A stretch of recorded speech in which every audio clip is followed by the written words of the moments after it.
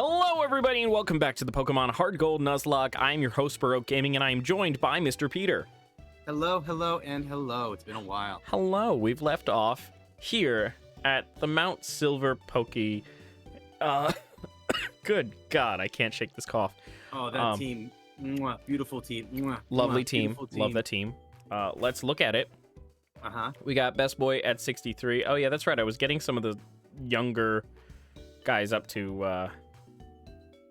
These are all the new catches, by the way, actually. I forgot. Yeah, these are all like the last catches, the last possible thing that we can do to catch things. Welcome back. It's been a while, I know. But we're here.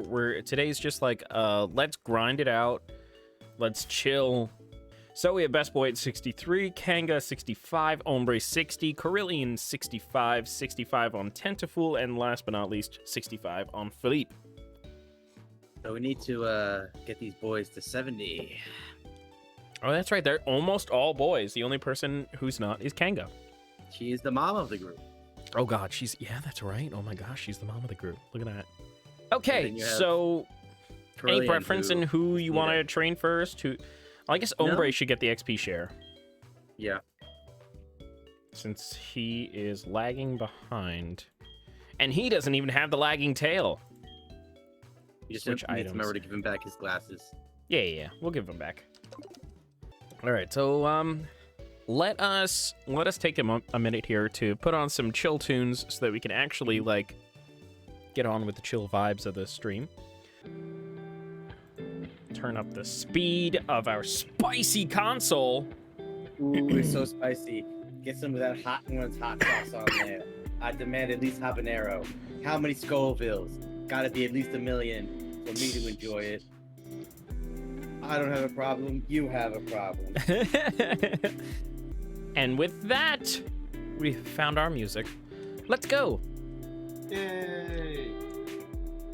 Everybody, let's go. Come on, we can do it.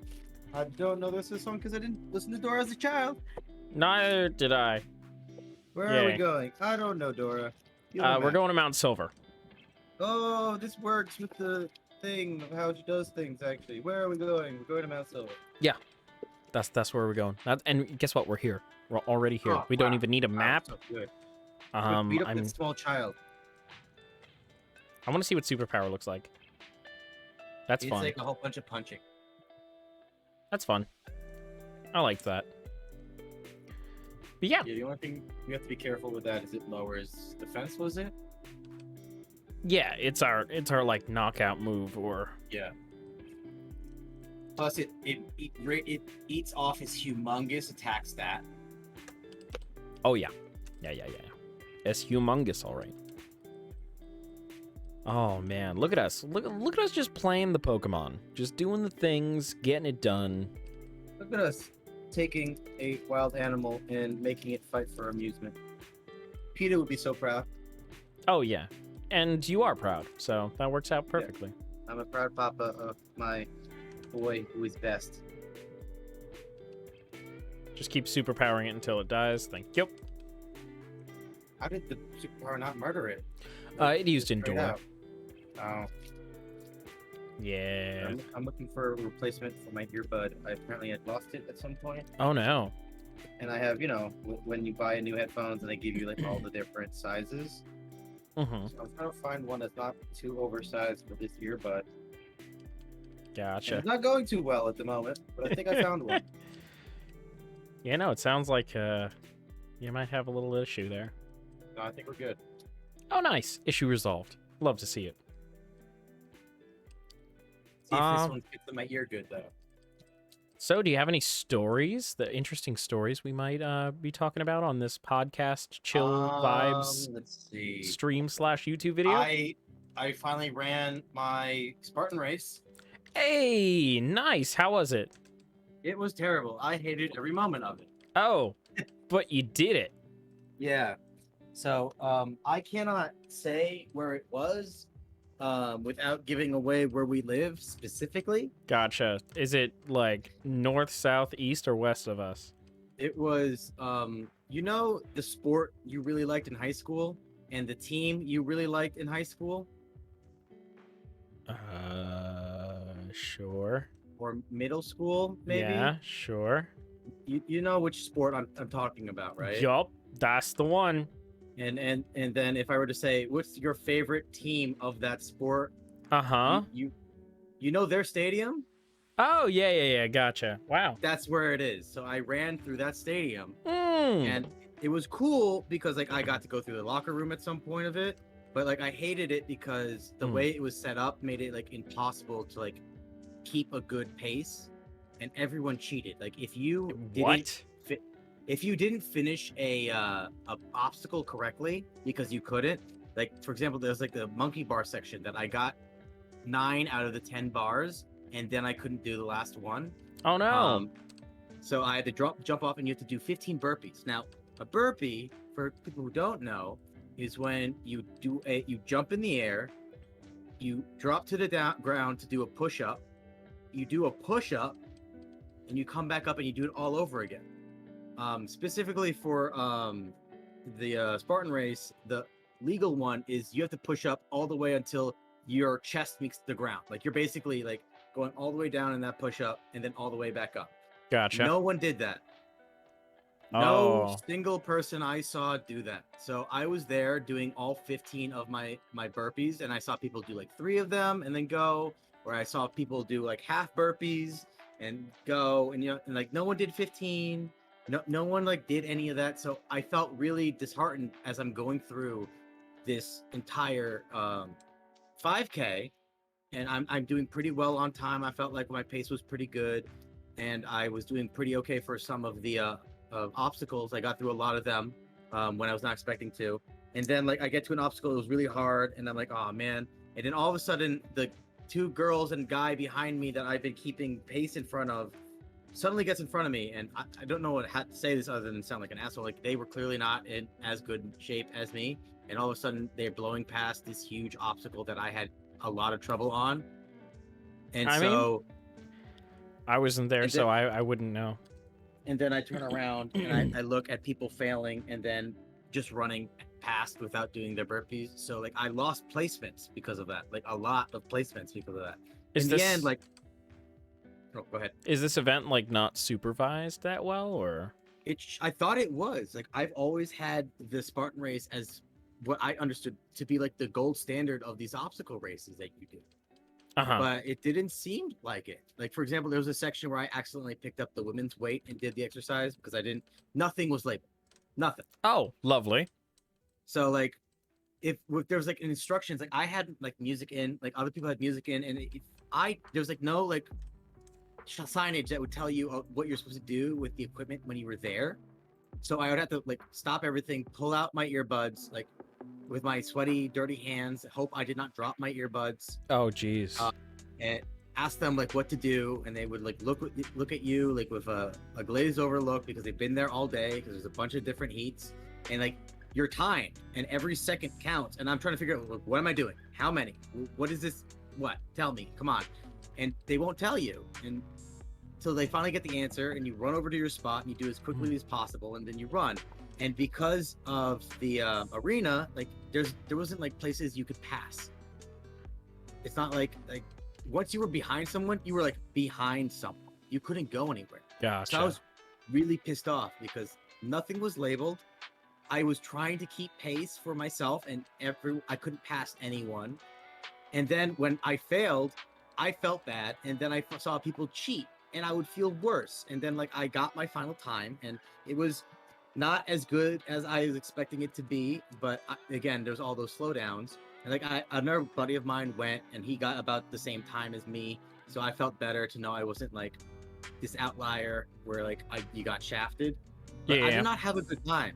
It was not fun. I'm sorry to hear that. So I don't know if I would do it again. Like maybe there's better races when they're not in a stadium. Yeah. But that was not fun at all. Gotcha. Well, I'm sorry about that. No, it's not your fault. I know, but I'm just, it's more of an expression of sympathy rather than admission of guilt. In fact, in Canada, that's their legal standard. If you say I'm sorry, it's literally they're saying it's not an admission of guilt, it's an expression of sympathy. Are you trying to make one of your friends mad? Also, hello, Lady Hi, Durf. Durf. You're losing your just mind pressed the cutting same time. paper. Oh, I'm sorry. See, like I just did the sorry Dick. Mm-hmm. But yeah, like I'm glad I did it. Like I got in better shape because like I've been lazy going to the gym. So right before Thanksgiving is when it happened. So I was able to like every day for like 3 weeks. I was running a 5K every day. Felt really good. I've been lazy for like a week to like not destroy my body. Plus Thanksgiving happened. So Oh yeah, Thanksgiving. How was your Thanksgiving? it was good. Normally my dad's a little bit more Gordon Ramsay with the cooking, but this year he was calm. So we didn't have like a big boisterous cooking morning. We had a very chill. So it was good. That sounds great. It was good. It was a good time. How about you? I had to drive a lot. Why? Because I need to go 4 hours away to my grandmother's house. I asked why, and I knew the answer as soon as it came out of my mouth. And so here's the deal. The rest of my family was already there, so I was home alone for a bit, which is fine. I took care of the cat, so I thought, okay, that's fine. I'll make sure the cat's fed and whatnot. And then, so in order to like keep the cat happy enough, I leave on Thursday morning. So this is the morning of Thanksgiving. Make sure to put food down before I go. Make sure she's all set. Litter box. You and your picky cats. Yeah. And then I leave. I get there. I have the dinner, and it was great. So, love that stuff. And because I had a show the next morning, I had to drive home that night. So that was 8 hours of driving in total. So I was losing my mind for sure that day. Do you have any nice podcasts to throw on, or a book? Yeah, actually, I had my Face Jam podcast, courtesy of the some of the guys from Rooster Teeth had made a podcast where they're like, we're gonna go to different fast food places and try their like limited time things to see if they're any good. Let me guess. Most of them aren't. Actually, surprisingly, like, it's about 50-50. It's really hit or miss. At the beginning, though, it was funny. One of the guys, when they first did the podcast, at the very beginning of the podcast, one of the guys was like, I eat fast food all the time. Like, all my scores are pretty much going to be high. And the other guy was like, I don't think I can remember the last time I had fast food, so my scores are probably going to be pretty low. And it's funny because after time, they sort of evened out. And now they're at a place where they can agree upon, like, this is their normal zone of rating. So that was good. It was surprising where they actually talked about the food because it was an experience. For them or for you to hear it? Oh, no, for them. Yeah, you see that they constantly go on tangents. What? I have no idea what that's like. Weird. And so, like, for example, one of the episodes, somebody was just, like, randomly brought up... Actually, I don't know if it was random, but somebody definitely brought up the fact that Jessica Simpson does not take good care of her teeth. That's a weird tangent, man. Yeah, it was a weird tangent. Somebody was they brought up an article from like I think either the 90s or like the early 2000s. And they were like, "Yeah, look at this freaking article." And like they're reading it and they're getting disgusted about how she doesn't like take good care of her teeth. And then they found an article from like just a few months ago basically confirming that yeah, she's still kind of nasty in the teeth department. So then after that tangent they got on with the food. But in the episode that I actually listened to on the way back, yeah, they actually dove right into the food because it was a goddamn experience. So apparently Applebee's, I want to say. Who is it? Applebee's can be pretty hit or miss. Sometimes they have fire shit, and sometimes they just got hot garbo. Well, speaking of fire stuff, it was the Applebee's Cheetos boneless wings Oh God. and Cheetos cheese bites. Oh, that sounds horrific. So it's essentially just like crushed up Cheetos used as breading on their wings. Yeah, no, I understand the thought behind it. It just sounds like I would want to kill myself before, during, and after. Yeah, no, these things, it was interesting because on the menu, like on the promotional material that they found,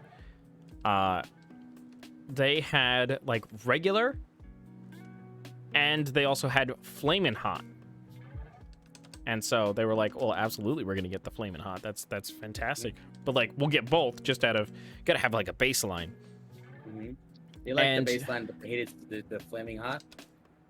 So, I mean, just listen, just the experience from start to finish. First of all, they do most of their podcasts, like they eat the food before the podcast and then they talk about it after. And so they usually get it done in the morning or like as early as possible so they could do other stuff. Mm-hmm. So they walked into it.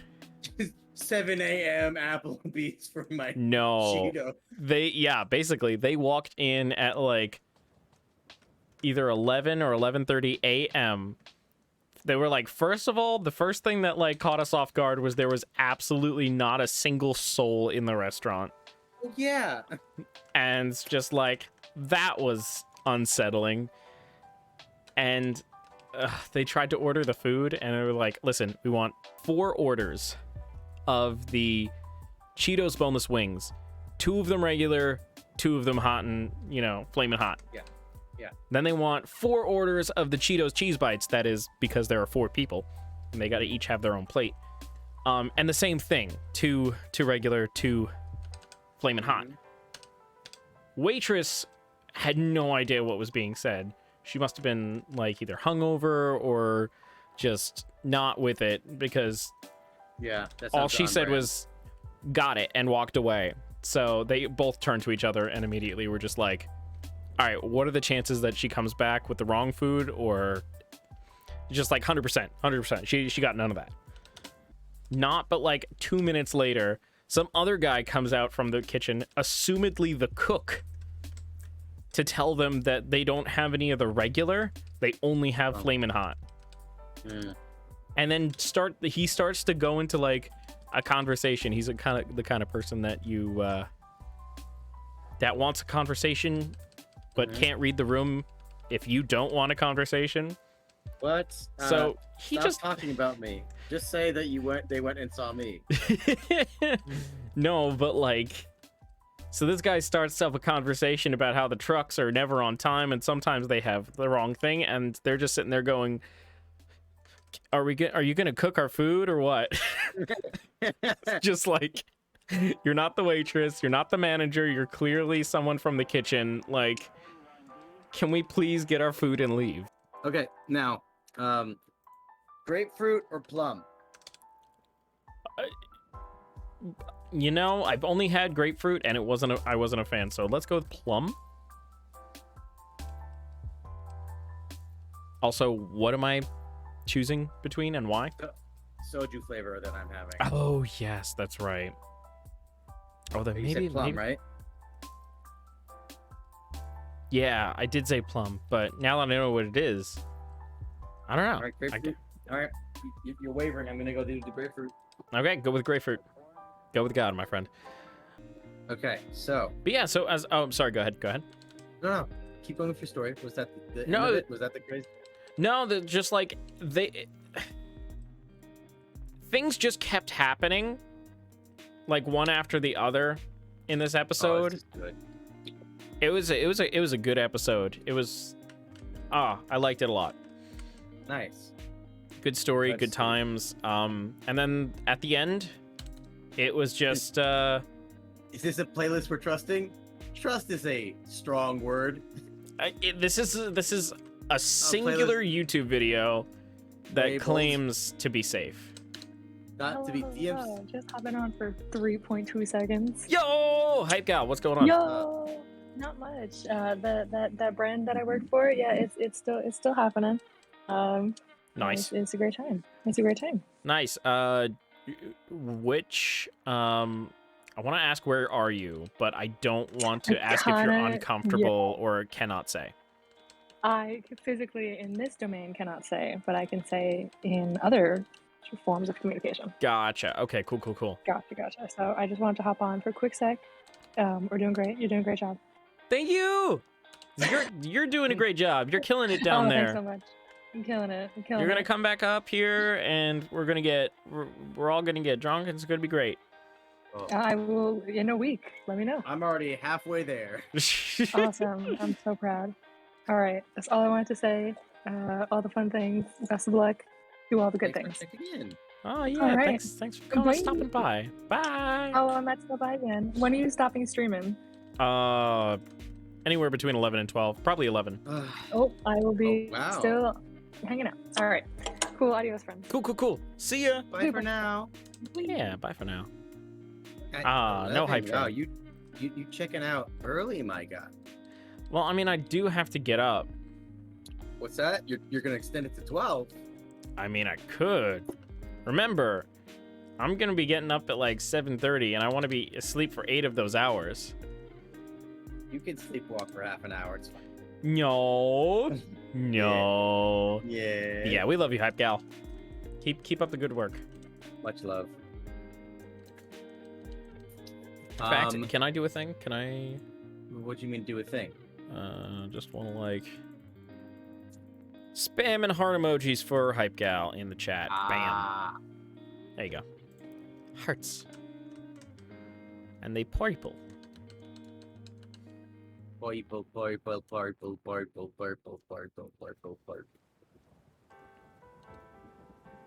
But yeah, so basically they went to the like Twilight Zone Applebee's where shit just kept happening one after the other. And it was a good time. And by good time, I mean like if you were there under any other circumstances other than like doing a podcast, you would have had the worst time. But they just laughed it off like, this is a great story. Yeah, no, that's always the best out is when you have a terrible time, you know you're gonna have a good story.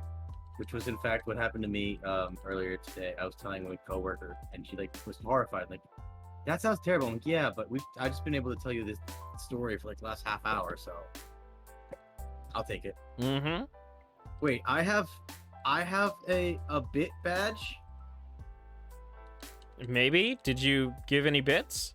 No, but like I'm looking at the things that I can send, and there's one of me.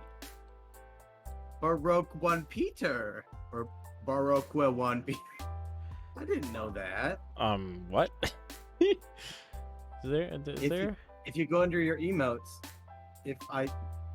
you get 5,000 bits, you get my little thing as an emote. Oh yeah, Mr. Peter. That's right. I didn't know that. That's right. I made it because I'm like I have open slots and I don't know what to put there, so there we go. Used to be a common thing when people were like, all right, I'm just gonna like go into the woods for like 6 months. See you later. That sounds fantastic. Can we bring that back? I mean, some of those people didn't come back. Even better. But I know bring that back. But I know some composers did it. I think it was either You're Brahms. not answering my question. Can we bring it back? I mean, all you have to do is do it. Go into the woods. But then people might care if I die. There you go. That's why you can't bring it back. Stop caring about me, CJ. Then I'll be able to wonder. I'm never gonna stop caring about you, Peter. I'm really jotting down notes because I have talking points for once because it's been so long since we streamed. I want to make sure I don't forget any of them. Hell yeah! No, I got a crazy ass story to tell you. Hit me. I've been talking for a little bit, so I wanted to give you the opportunity to. Yeah, I've been talking writing down all the things. You go with your next story. Okay. All right. Well, so the other day, as I was on my way to the movie theater of all places, I usually don't go, but I was told people were going, so I joined. As I pulled up to a red light, and Durf was there to confirm this, I'm pretty sure we saw a crime, like, in progress. Excuse me? And it was slick, too. The guy was, like, super slick about it. So, I pull up to a red... First of all, I'm pulling up to a long line of cars at a red light, going, wow, this is crazy. I mean, not really, because there's a train nearby, so, oh well. Maybe it's just train traffic. Nope. Some guy had gotten into an accident at the front of the line, and so he was kind of holding everybody up. So eventually he moved out of the way. The other car I couldn't see. It was most definitely a crime. Yeah. The other car I didn't see, and so like there's part one of the crime. It hit and run. Yeah. Part two. So this guy's front of his car It's the is weirdest ocean movie I ever heard. Ocean's movie? Yeah. No. No, it isn't that. Well, okay, no, he was slick as hell, actually. Yeah, no, he belonged in movies. Yeah. So this guy, I finally get to the front of the line, right? I am the first one at this red light.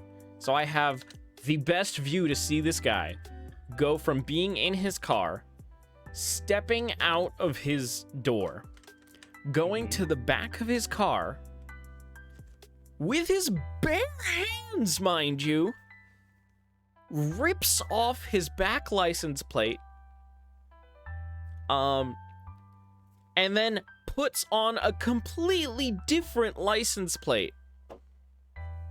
Like, solid. He was super. You'll love to see it, folks. He was super ready for it. Like, I'm convinced that it had to have been.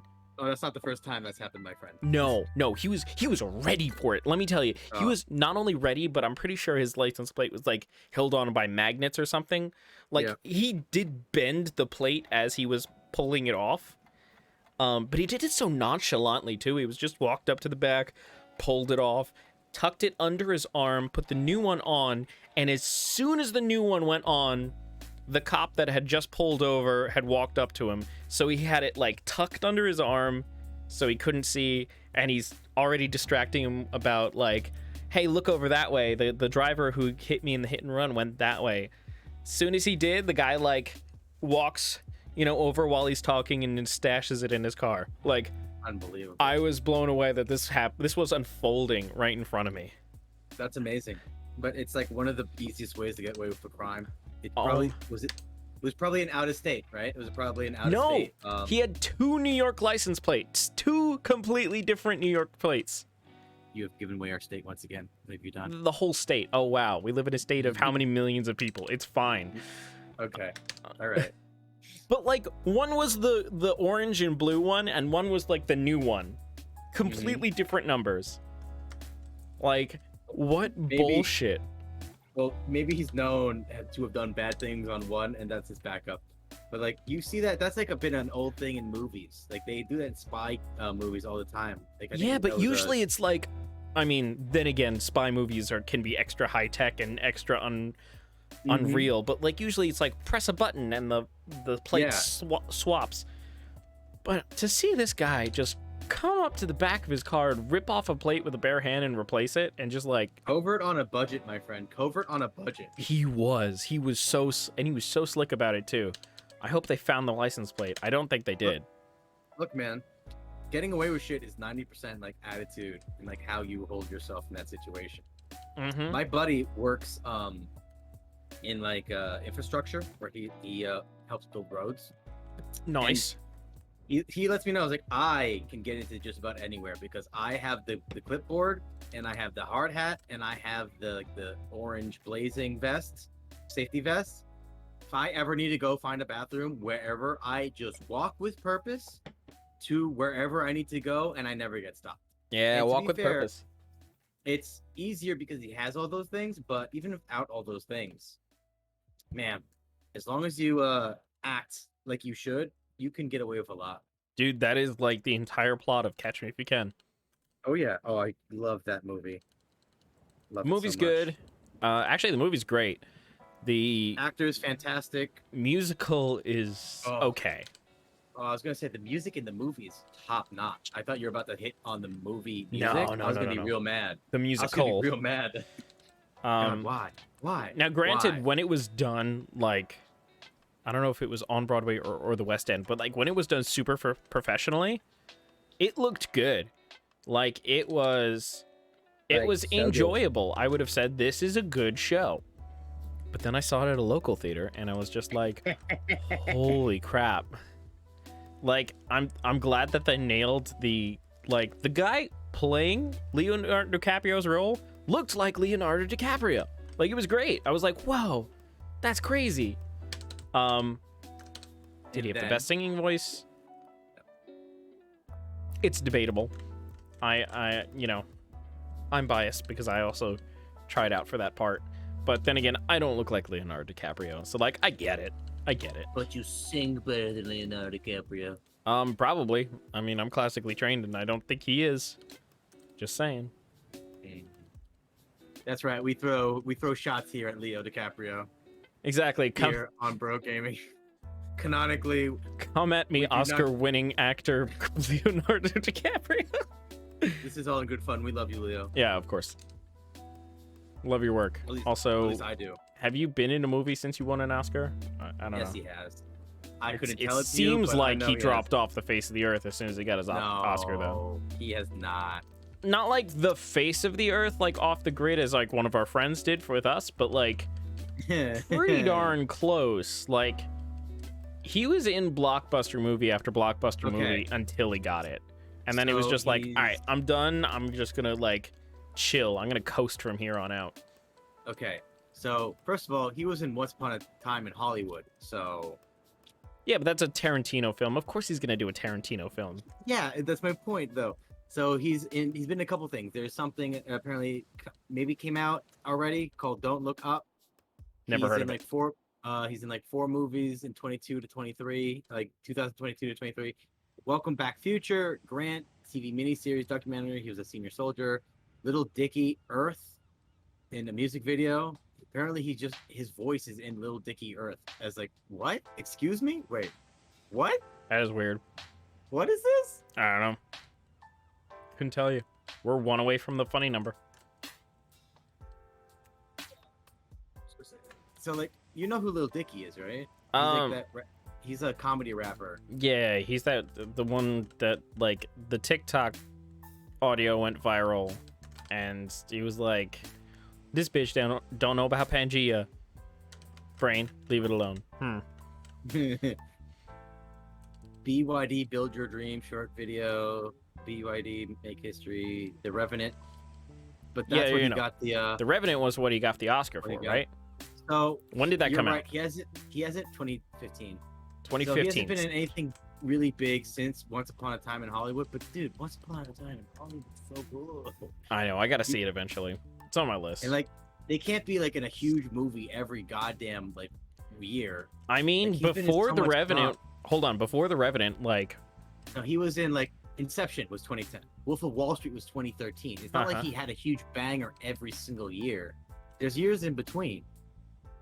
There's nothing he did in 2011, 2012? Wild Aid, Leonardo DiCaprio and Jackie Chan. What is this? Yo, IMDb is a wild place to be right now. Let me tell you. Yup. What is 100 bad days make 100 good stories? Oh, it's is it BTS? What's no, not BTS. What's this? I forget the band. I love the band. It's one of their songs. AJR. AJR. Okay. Is the band. I Never very much heard. like it. You probably have. They hit me right in my favorite sad lyrics but really upbeat music. They're like my jam. They're like one of my vibes. All right. So AJR. you might know of them from many of their hit songs like Burn the House Down, Sober Up. Not by title alone, I'd have to hear it. Way less sad. Probably. In fact, I'll just link this to you DM wise. You might not like it because I know like it might be too much in the 4 chords pop song kind of thing. Okay. Yeah, okay. So Durf has told me about them several times. And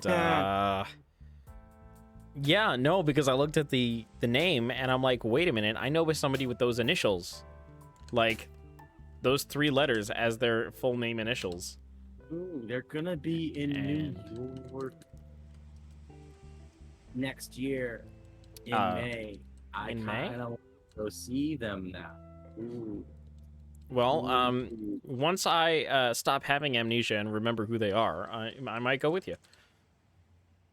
Never mind, because like they did like Django Unchanged 2012, Great Gatsby was 2013, Wolf of Wall Street also 2013. Yeah, that's what I'm saying. So he had a great 2013 is what I'm getting out of this, because then before that was 2010 Inception, 2010 was also Shutter Island. Wow. Well, he's also getting older. Like, yeah, that's right. I forgot he started The Aviators 2004. Catch Me If You Can't 2002. Yeah, you're right. It's like every 1 to 2 years, but he's finally made that Oscar, so like he deserves some time off, I guess. Like, Yeah, some time off, of course, but like, we miss you, Leo. Come back. Leo, come back. You could blame it all on me. Although it looks like Don't Look Up seems to be like fairly well known. Why do I keep exiting the cave when I have more things to do? Oh, it's a PSA Oh. for wild so it's probably like animals. It's 30 seconds long. Oh, wow. 30 seconds. That's the one problem with IMDb. Like they count everything. That's $500,000 in Leonardo DiCaprio's salary money. That's so weird. Okay, yeah, no, that's so weird. Okay, so I wasn't wrong. It felt like. No, you're right. I just trying to defend him, and I look back on his discography, and you're right. He has had more bangers at a more frequent pace than he does now. Pre 2015 rather than post 2015. Correct. Yeah, but Durf, I do love that AJR. It's hits me right in the, as I've said, sad lyrics but upbeat music. So speaking of saw a crime, I also saw a crime when in Pennsylvania. No way. In Pennsylvania. Yeah. Awesome. When Also, did you go to ironically- Pennsylvania? Oh yeah, that's right. You had a bird or something. No. Also, ironically, was by train tracks. Huh. How about that? Trains must cause crime. That's So- plain and simple. So, Pennsylvania, I went for Oktoberfest. Oh, so Oktoberfest. Kind of missed that because rehearsals were a bitch. It was so much fun. I would love to go with as many people as possible. This time we went with my buddy, who me and him been playing forever. My other buddy and his new girlfriend. And so me and his girlfriend were in the back of the car, and me and my other two buddies, my two other buddies were like up front. Stop it! How dare you? We're up front, like just not paying attention, like or just paying attention like directly in front of them. And Yeah. so me and her were like looking around because like it was very apparent the town we were in, where like which side of the train tracks you were on. Oh, I see. And so we're like, wow, this is very apparent. And then the moment we cross over the train tracks, it's much nicer. And then there's a car that's like just stopped in like the middle of the road. And there's a guy who walks up to the window of the driver. There's clearly an exchange of hands, and the guy starts walking off, and we make direct eye contact. And me and his girlfriend like look at each other like, did we just see what we thought we just see? It's like, yeah, I think we did. Like in broad daylight. Like I know it's like not even on the shady part of the tracks. Like what are you doing? Got the funny number. Funny number. But good stats. I highly recommend Reading, Pennsylvania for their Oktoberfest. They have a really dope pagoda that I got some really great pictures at. Unfortunately, it was closed because of COVID, so I couldn't see all of it. Aw. However, be careful though. Like the people there were nice, but like after they got drunk enough, they started talking some major anti-vax, and I'm like, I am gonna walk on the other side of this table now. Oh no. Yeah, no, it was funny because like there were people like apparently the wife had worked in New York City, and she was trying to tell me how things work there now. And I work closer to her to that, and I work in the medical field, and I have been dealing with that for all of COVID, and she was trying to school me when she was in rural Pennsylvania for like over 2 decades. I'm like, you have no foot to stand on at the moment. She was like trying to convince me that if I started working for her, I was gonna be making millions. I'm like, I know what you're Oh. saying is so utter lies that are filled with drunken hazes.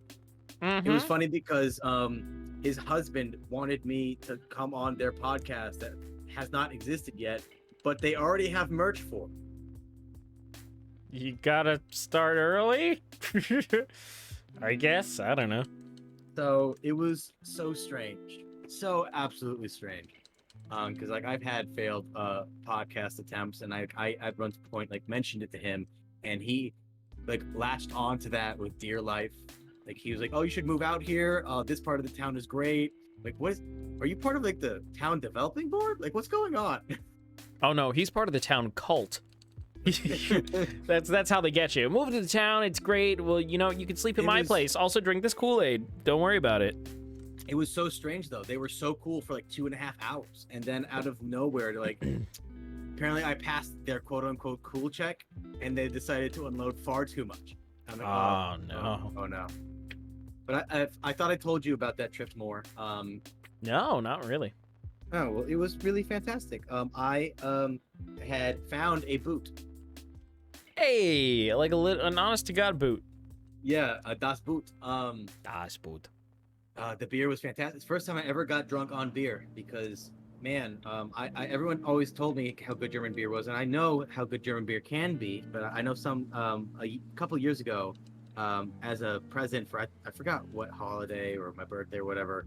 When I first started drinking, my I think it was my dad got me like this huge like pack of German beers to see what I liked. I did Ooh. not like a single one of those beers. So Oh, I always thought no. always thought I don't like German beers. And now that I've been to Oktoberfest, in like a rural German town, oh god, German beer is so good. German beer is good. It is really good. Although the one in my fridge is not great.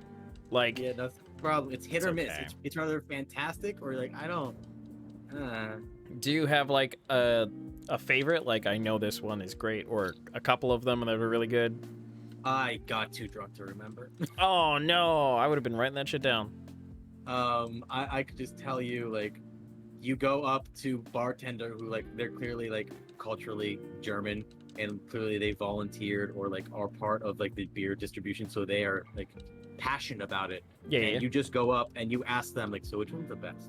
And they'll ask you like, well, tell me a little bit about like what kind of beers you like. Like, well, I like lagers and I like stouts. Ironically, I don't like the stuff that's in the middle. And they're like, okay, so you're gonna want the really dark one. You're gonna like this lager right here. I'm like, thank you, sir. Oh. Okay. Oh, geez, what was it called? I mean, it's a type of beer. It's not like a brand, but did it say Dunkel on it? Maybe. It was the really dark one.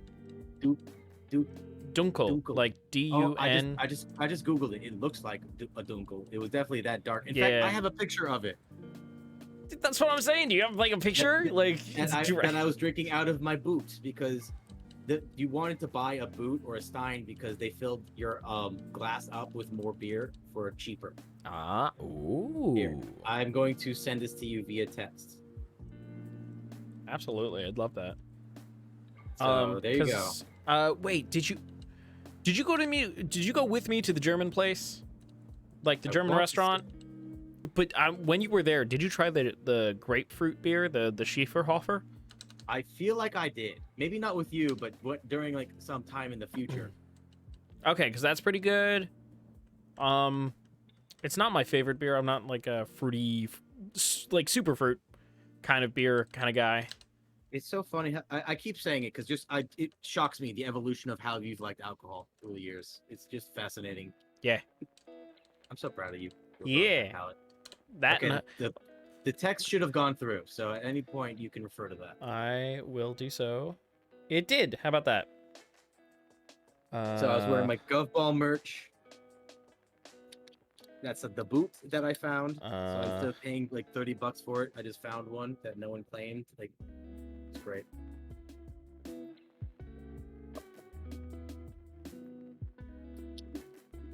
They had schnitzel. They had Love some schnitzel. It's- Oh yeah, it what is was that? so What is good. that? it was delicious. Is what it was. Oh, well, I mean, it just says Deutschland. Yeah, I know. That's what I'm telling you. Is that like they pour it.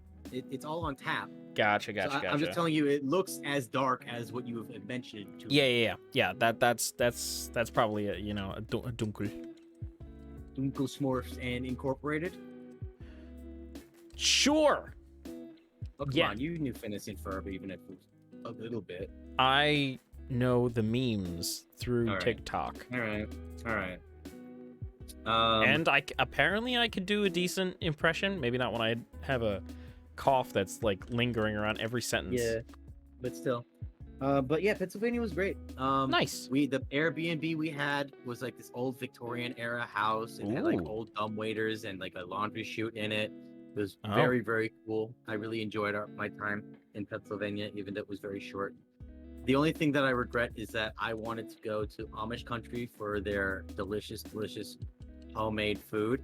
Because I have like a foodie at my job who like told me that's where she loves to go when she's in Pennsylvania. But my dumb face said, "Yeah, we'll go to Oktoberfest on Saturday and we'll go there Sunday." They're Amish and Mennonites. Yep. Nothing is open on Sunday. Yep. Yeah, But you because of that, we were able to go to the pagoda, and I only knew about the pagoda because I talked up those crazy rural Pennsylvanians, and like I asked them if they ever heard of it, and they're like, "Wait, they're closed because they're like Quakers and Amish people." I'm like, "Oh my god!" I'm like, "What can we do?" It's like, "Don't worry, we got you." And they gave me like 5 things to do. We only listened to one of them, which was the pagoda, because we had to head back home. All right. Yeah. But we still found this fantastic, like, random, like, restaurant that's like in the middle of nowhere. One of the best sandwiches I've ever had in my entire life. Oh my god! I have it saved on my Google Maps forever and always. Oh shit! Like, what kind of sandwich are we talking here? Oh, it was Let me bring up the picture. It's like, do you know what kind of meats are on it, or? Well, we all like had a great like sandwich, and I forgot what it was specifically. It looks like I just had a very solid breakfast sandwich. It was an English muffin, eggs, hollandaise sauce, tomatoes, lettuce. Ooh. And it was so good. That's right. And it had a huge cut of ham. Ooh, So- ham. It was like a thick, like 1/2-inch cut of ham. Oh, so good. It was like imagine Canadian bacon, breakfast, egg and cheese, but like on steroids for lunch. It was so good. Actually, It was so good. you know what I've been having recently? What? The local bagel / deli place I go to. For years I've been just getting like a bacon, egg and cheese, or like ham, egg and cheese. Sometimes I do what they call the He-Man, which is just they put ham and bacon on the same sandwich. Nothing crazy. It's not like other places that have like Hungry Man sandwich and it's just like 3 eggs and all this crap. No, it's just like ham and bacon. But what I've been doing is I'm not really a big fan of ordering my eggs on the sandwich scrambled, because that lets in a lot of possibility for like having really dry eggs. And so I always prefer to get them as fried eggs. This is strange because I've never had a conversation about really dry eggs except for my aunt who's going through menopause. Oh no. No, Jeez. that was a joke. I've never had that conversation, but I saw the joke and I needed to put it Oh out yeah, there. absolutely. Oh, Nice pagoda. man, I'm sorry. That was Nice pagoda. Yeah, so that's the pagoda. Like it looks like I visited Japan. Like, does it not? It Like, does. It's a great I- picture. You It's know, one of my I favorite thought you pictures were I have. saying gazebo. Like I heard Nope. you say pagoda. Well, yes, and then in pagoda my- is fancy Japanese gazebo, so you are right. Okay, but like you were saying pagoda and I was hearing pagoda and I would say pagoda back to you, but my brain processed it as gazebo. So that was But fun. yeah, it was a great time. Oh yeah, and I actually add a hash We brown need to on go the on a road sandwich. trip. God damn you! Last time we went was when we were in college and we went to Tennessee. We need to go on a road trip. That was fun. That was a lot of driving I'm- though. Putting this on you. You this on me? Yeah. Me? Mm-hmm. Little old me? Yeah, you always the one driving to go to family to random cool places. So Tell me when to hang out, damn it. I need to put in PTO time or I'm gonna lose it. Oh yeah, that's right. Yeah, I don't know, man. I'm just kind gonna of. be on your ass. I mean, I'm just like booked for December. I don't know what to say. Again, it's not going to be December. I have to just get the time booked by January, but there's no bar on when I book the time. I just have to book Oh shit! I thought you were talking about like you need to take because like if you need to do something now, I would say like I don't know. What about like a little skiing trip or something? it. No. I just went to Vermont. Ooh, look at you, Mr. Vermont. That's another one of my stories. Second story, third story, I think. I can't keep track. Either way. So Vermont, I wanted to go because I had went with our friends and your brother, and it was a great time. And I boasted about it to my buddy who loves hiking, and I mentioned that we're like right next to this huge fuck off mountain that I didn't get to go hiking on, and that there was a falconry place that you could just catch a falcon. Like, yes, I want to do that so bad. And so we plan it, and we're planning to go, and we're making the reservations, and I'm like, we can go kayaking because kayaking was really fun. And we start to go, and everyone's like, it's gonna be too cold for kayaking. Maybe we can't do that. Okay, that's fine. That makes sense. Okay, but like, I really wanted to go to this brewery in the area. Everyone says it's great. It was closed because of COVID, but according to what's on the website, it's open right now. Oh, that's great.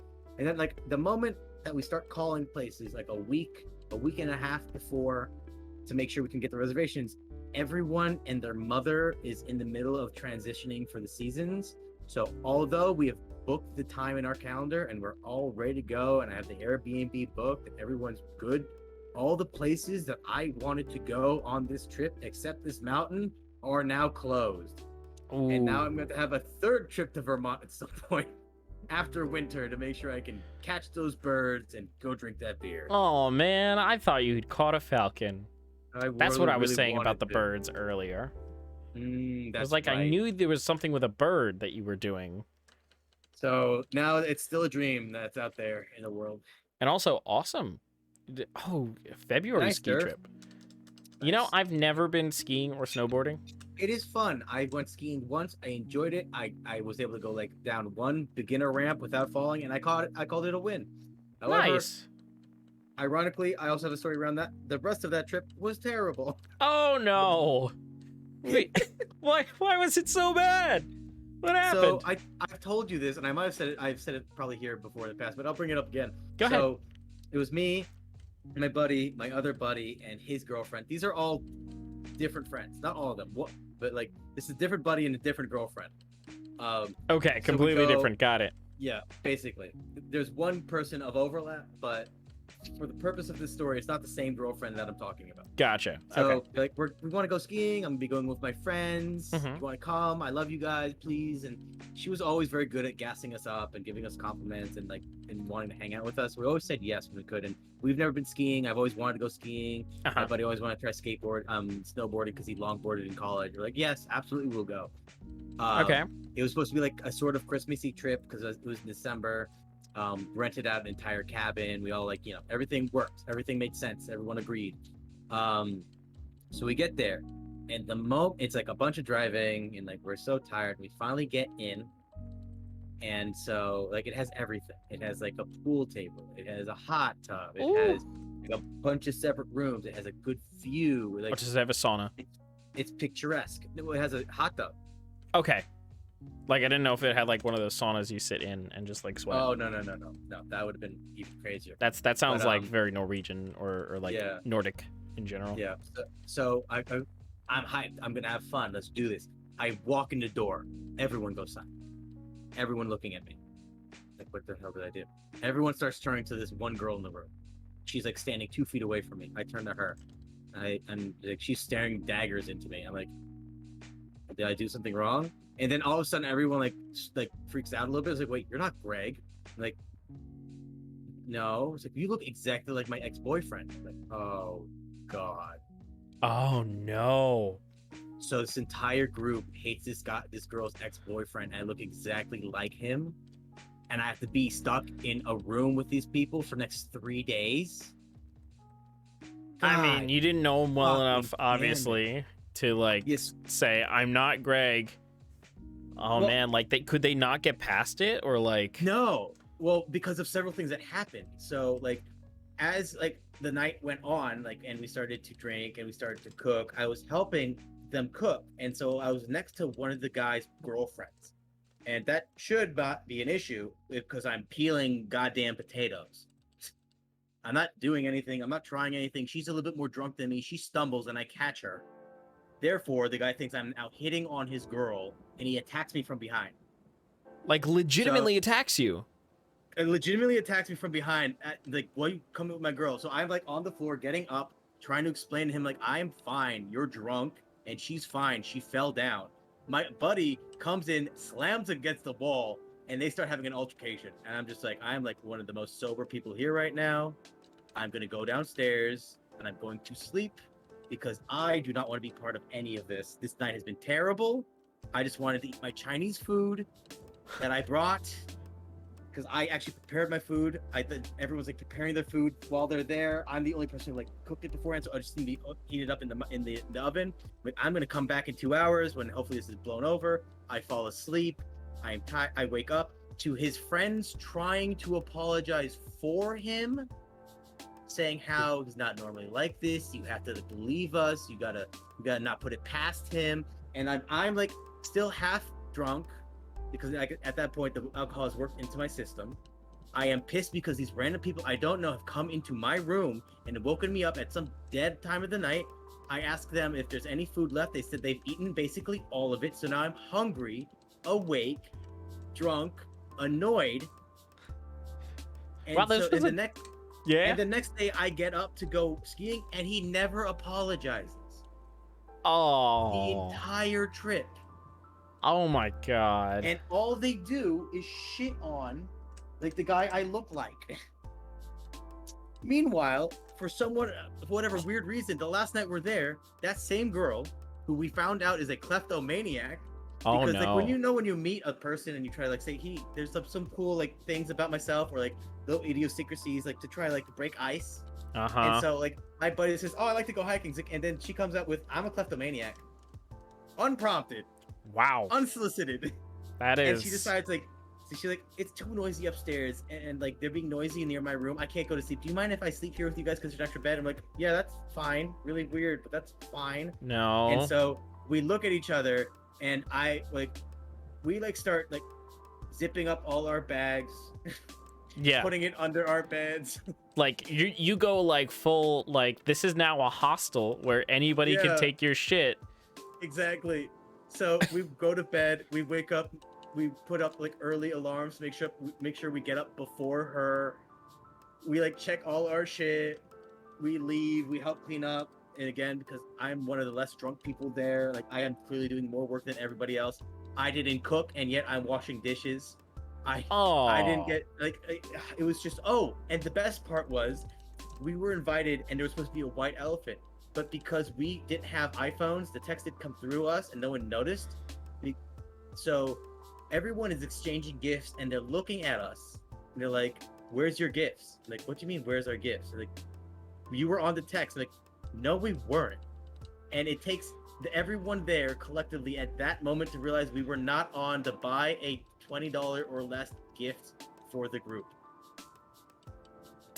Lovely. This is as that one guy said in that one Family Guy skit one time.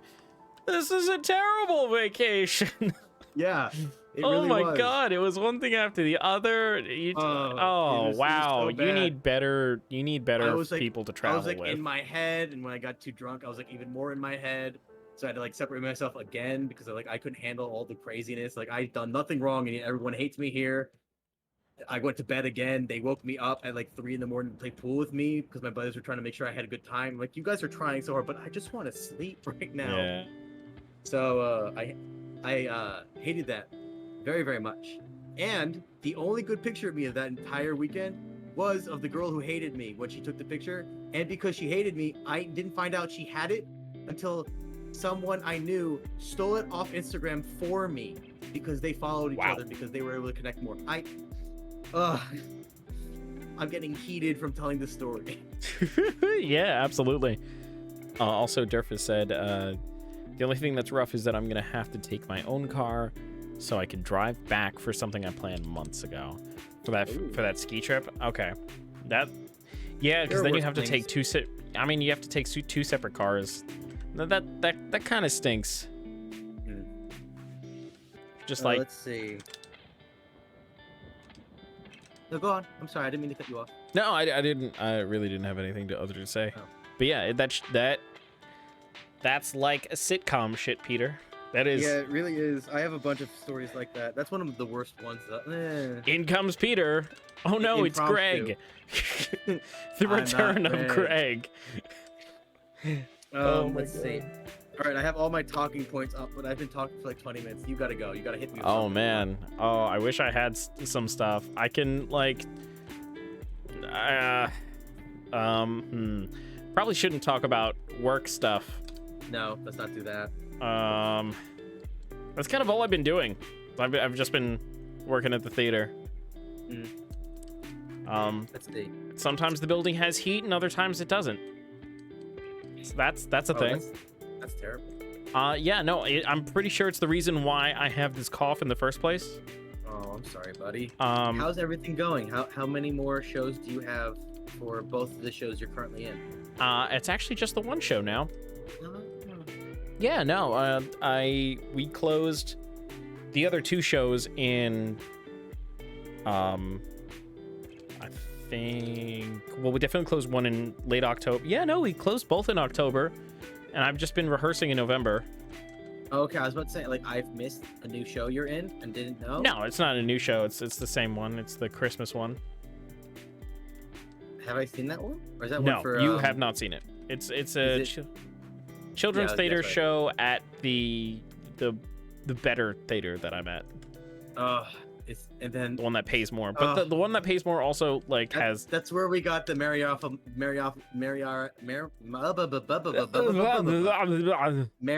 Mafia meme for our friend group. Oh my god, yeah. Your Frosty costume was in the back of your trunk, and it made it look like we just got a hit out on Frosty. Yeah. Oh god, no, it's not Frosty. Thank God. This time. Although who's the hit on this year? Who we gotta whack? Well, we ain't whacking nobody because I don't take the costumes with me. They stay in the building. They get washed in the building after every show, which is fantastic. Yeah, no, the last theater, it was like, you can wash it if you want. It was like, hell yeah, I'm gonna wash that sweaty ass Frosty costume. It was a big fur suit. And I'm in it for an hour, singing and dancing around. And the worst part about it was the fishbowl like helmet that Frosty had to wear. I mean, it's Frosty the Snowman. You can't go around with a human face. So they put like a big fishbowl over you, and it's still the furry stuff on the outside, but on the inside it's just like plastic, and not a good time. You can't see, you can't breathe, and you sweat up a storm. So yeah. That was of course I'm gonna freaking watch that. That's gross if I don't. Hello everybody. Did I time that good? Yeah. Is that right? Yeah, it was great. We loved it. Yeah, we're just still grinding. I'm coughing. I'm dying slowly, but you know. Give me a number 1 through 5. 7. Every moment, 1 through 5, jackass. Listen, 7 is my go-to number if somebody says 1 through 5, jackass. Does it have to be a whole number? I will come to your house and smack you. Give me a goddamn number that is 1, 2, 3, 4, or 5. I'm feeling 3. 3. Oh, good. Vermont. Please don't die. Not yet, you know, slowly, like everybody is. But wait, I'm I also talked about Vermont. Feeling like coughing every goddamn sentence I say. Thank God I have a cough button. So I kind of realized I don't have too much left on Vermont because I've kind of covered it already. But I did get to go up that big mountain, and I got some fantastic pictures. So I was very happy with that. Yeah, I'll send you one just so you have reference. You know, that's something people don't do nowadays. People don't go on trips and like young people. We don't like go on trips and then have this whole like here's all of the pictures I took Skelly like Alley. they used to. But yeah, hi Skelly Alley. Well, like I think people do. It's just they use Instagram, and I'm very much not into that type of social media because I find it's not good for, I don't know, my mental health. I guess is the best way to put it. Like I don't like being there. I know, like to I'm talking about in person. Like, let me show you all of the pictures I took. Like, we don't do that anymore. It's more of just well, like that's because a lot of times it's we gonna don't be on see my each Instagram. other in person anymore. Well, that's true as well. The new world order we live in is Yeah, I think that will change because that's about the only way I was able to show people because I don't really like doing that. You know, I kind of like just showing people in person or talking about in person and having it as a reference. But it was really good. I enjoyed that hike up, and we came back and we had I brought Telestrations After Dark, one of my favorite drunk games of all time. So I was able to introduce that to my other friends, and every single time it's a good game. And I found out of my other friend group who's the bad drawer, because if you guys don't know, Telestrations is only good if you have one bad drawer, because that means the people next to them are gonna have a good/bad time. well, that's And great. I'm always the person you put next to the person who can't draw because I yell at them. And when you're drunk, everything I say is funny. So we just have a good time afterwards. That does But, sound like a good time. You've been there during that kind of time as well. Yeah. And we found out that both Alex and G-Man are very bad. Oh yeah, they can be bad. So we always have to put like one of us between them because if they're both in a row, you just get absolute total gibberish. Actually, no. What you don't want is that one person in between them, because that means in a round they will both be drawing or they will both be guessing. Oh god. Point is, you want to separate them in a way where you're not like just so far down the rabbit hole it's impossible. You want to see how bad that person is by themselves. Then get like some normal people in between to see what a normal person would do, and then another bad person. And usually you want to make sure the people around the bad person are very emotional and expressive, because that pulls into the tension. Because usually, like, if I get something really bad, like I start like fucking like, are you kidding me? This is what you're giving me? Like, what the fuck you want me to do with this? You drew a fucking square and you pointed to it. What am I gonna put? Pointing to a square? Like, what the fuck do you want from me? So it's that kind of vibe, and it builds until like someone finally shows what their entire Telestration is. And if you don't know what Telestration is, you have a prompt, and depending on the number of person, you draw that prompt or you hand it off, and then based on that prompt or that drawing, that next person has to guess or draw. And so it's like drawing telephone, basically. Yeah. But when you're drunk and it's out after dark, meaning it's like the adult version, you have a bunch of like naughty, he sexual things that can be written down. Tee naughty. But also, Peter, there is no way that you're arranging a table for this game. What do you mean? There is like you talked about having like people positioned in a certain way. It's like you don't want to have two bad people right next to each other. You want to like have people at the very beginning of the game. You have no idea. There's no way for you to know if you've never played with these people before. Yeah, I know, but even if you play with the people, there's no way that I've never seen a game where somebody has like arranged the tables like a wedding. Like, really? Yeah, no, it's like after the first round, it's like, no, I'm not putting you two together. You guys both know why I'm doing this. You guys can't be right next to each other. It's not going to be possible. So like, it's not like, oh, Steve can only be next to Allie, and Allie can only be next to Jim, and Jim can only be next to Carolyn. Like, no, it's not like that. It's we need to make sure we separate you two. You switch with me, or like this person switch with that person, just so it's a little bit more balanced, so we have more fun compared to squiggly line and really dumb guess that makes no sense, and then it just evolves too far. So you want like a balance of chaos and order, because if it's so far away from what it should be, there's no like point of reference that you can find the humor from.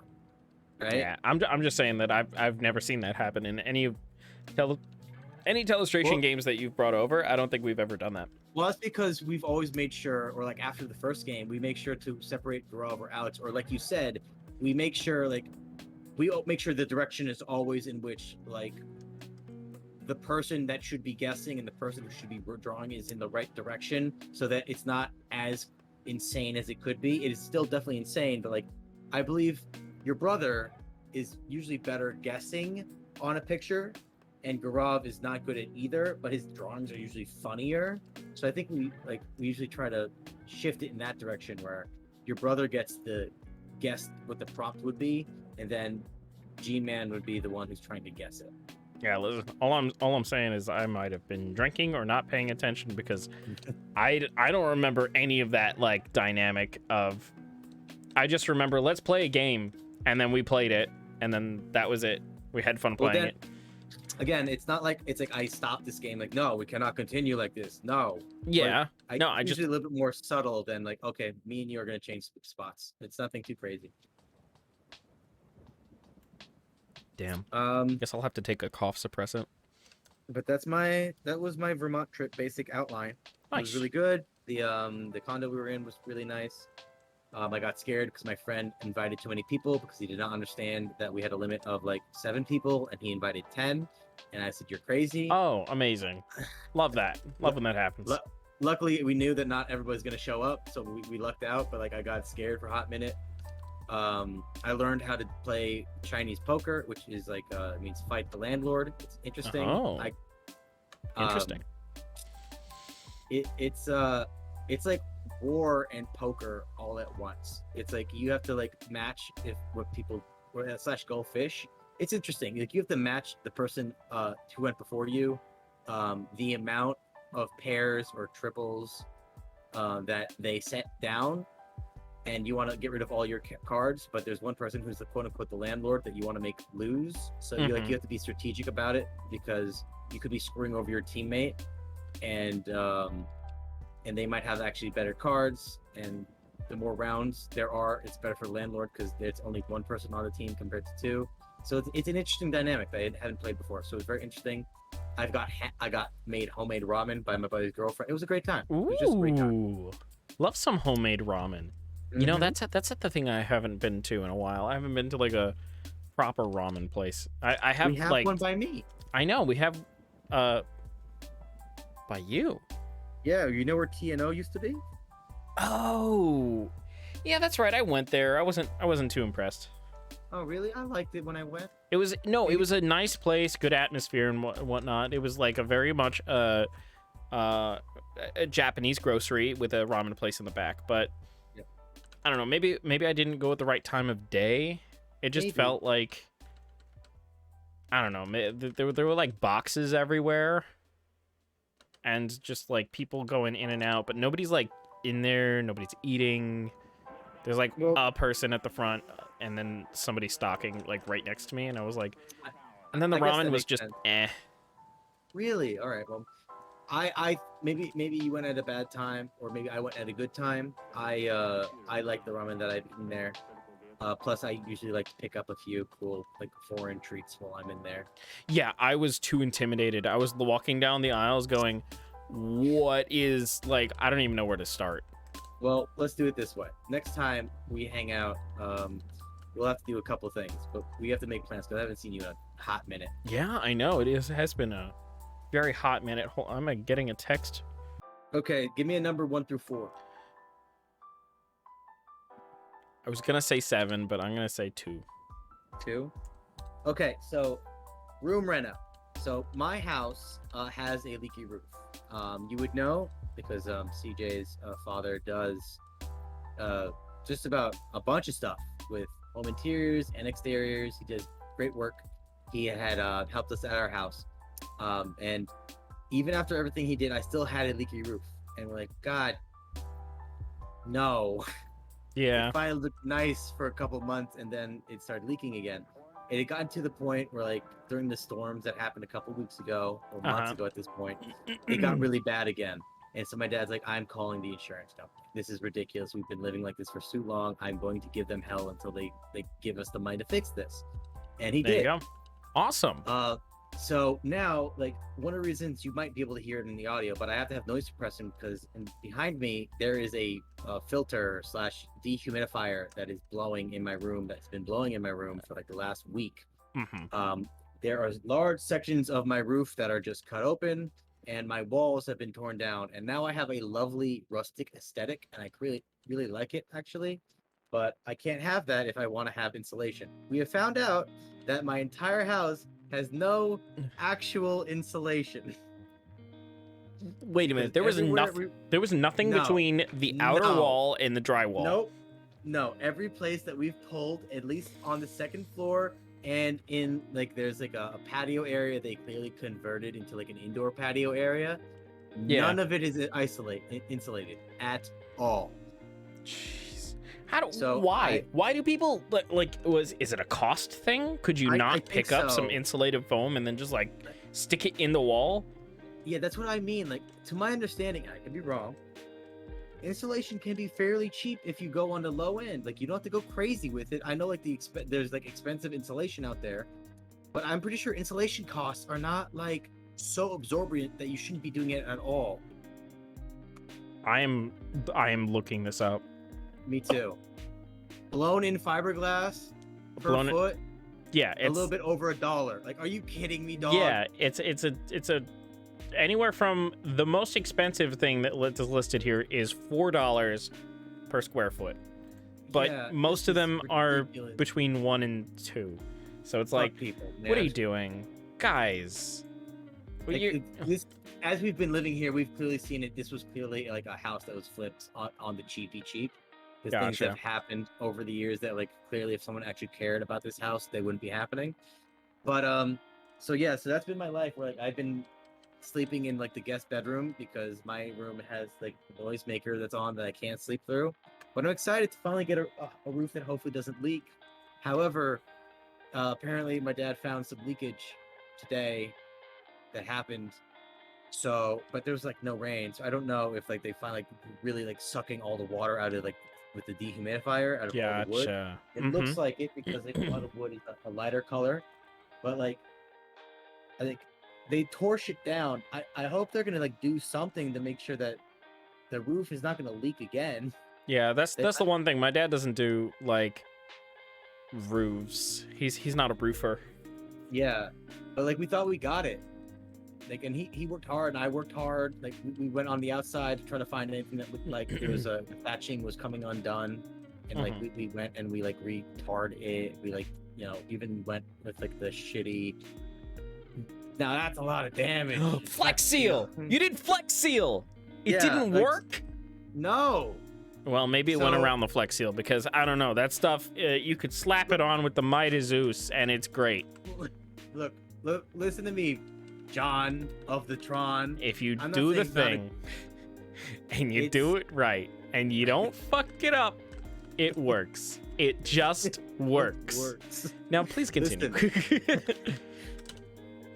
It's a great product. We've used it for other things.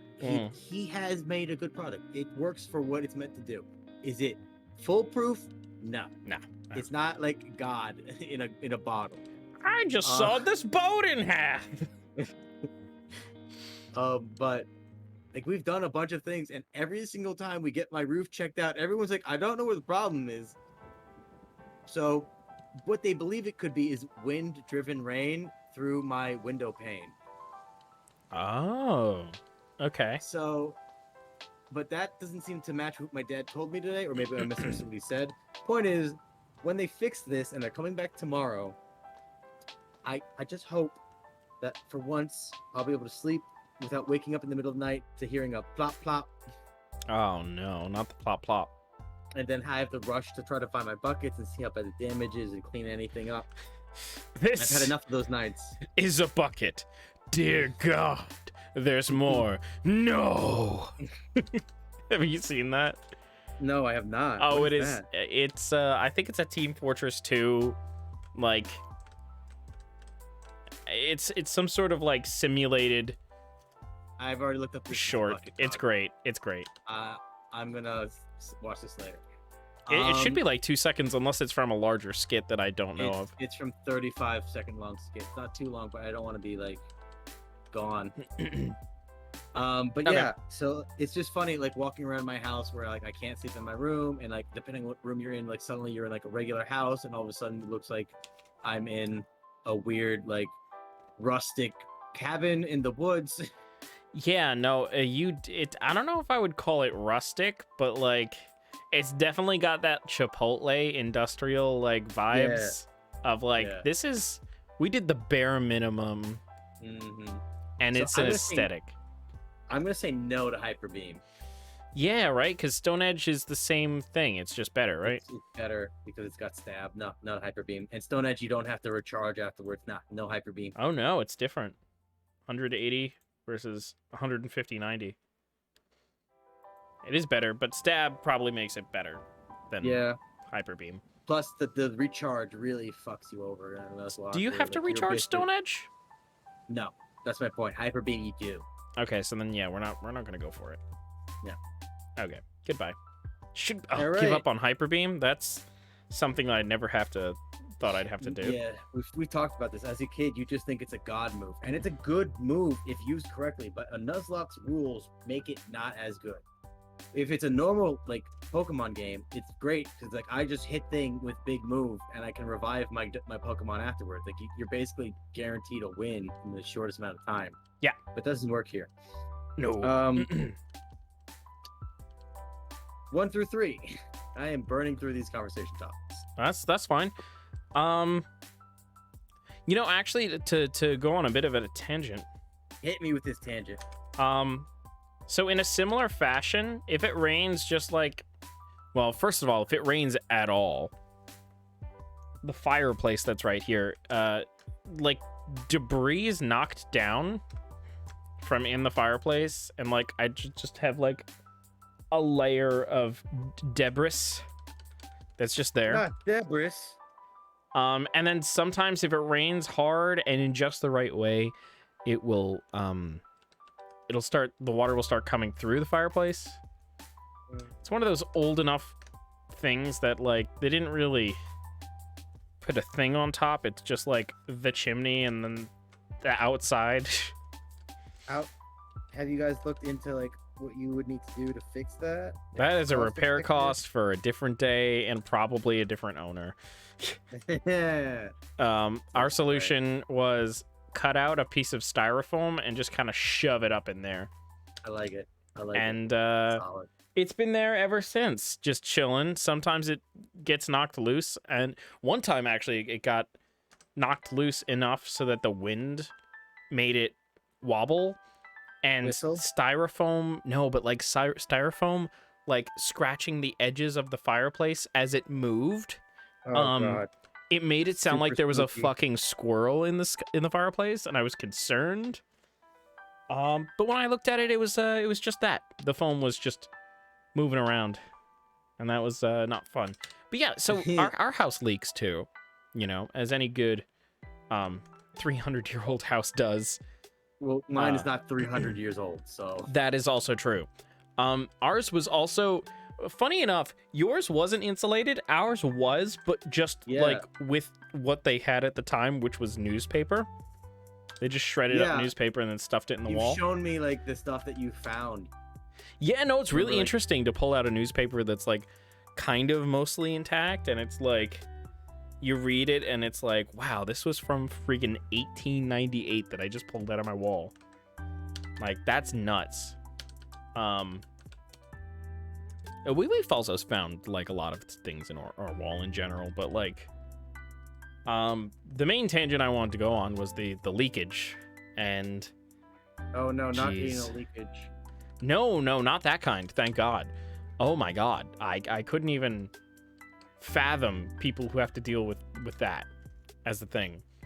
I was just talking about, we today we were talking about, like, I was like, I have a lot of hats, like just like random hats that I've collected either from a costume or from, I don't know, just like weird things. And I do have a redeemable thing in the chat where I will put on one of these hats.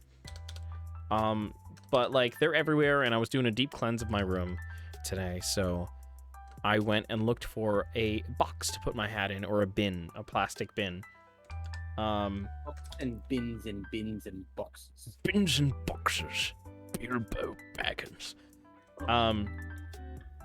So I did find one, and then as I was putting the hats in there, my dad was like, "Oh, hey, look, there's the bin we use for whenever it rains and like things leak." And I'm like, "Great, I'll get another bin." Because I'm not using friggin' leaky water bucket bin thing. I'm not using that to put in good hats. So yeah, our house leaks, and we just kind of catch the water and be like, okay, that's as much as we're willing to care at the moment. We'll get that stuff done later. As of right now, that's all, folks. The most recent projects we've done on the house were to finally put up shutters, so that's nice. Don't shutter the house. Keep it open. Don't shutter it. They don't work. They're just aesthetics. Because. Oh, yeah. Welcome to the 21st century, where you never want to close your windows. I don't Apparently. like that. I don't like that. I want to be able to like close the shutters. I want to be able to batten down the hatches in the next storm. And I can't do that if they don't work. Anywho, so the other thing we did was we put numbers on the house. Our house went without numbers for many, many years. Yes. And has confused many a delivery man or Uber driver or I guess Uber Eats delivery person. And so that got squared away. Nice. Plus we have a nice new bench for out front. It's great. Yay! Love a good bench. I could tell actually the Uber Eats delivery people to, hey, just put the food on the bench so it's not on like the doorstep. But yeah, so that's kind of what's been going on here. I like it. Other than that, not too much. Chilling. Actually, speaking of chilling, it's been friggin' freezing in here.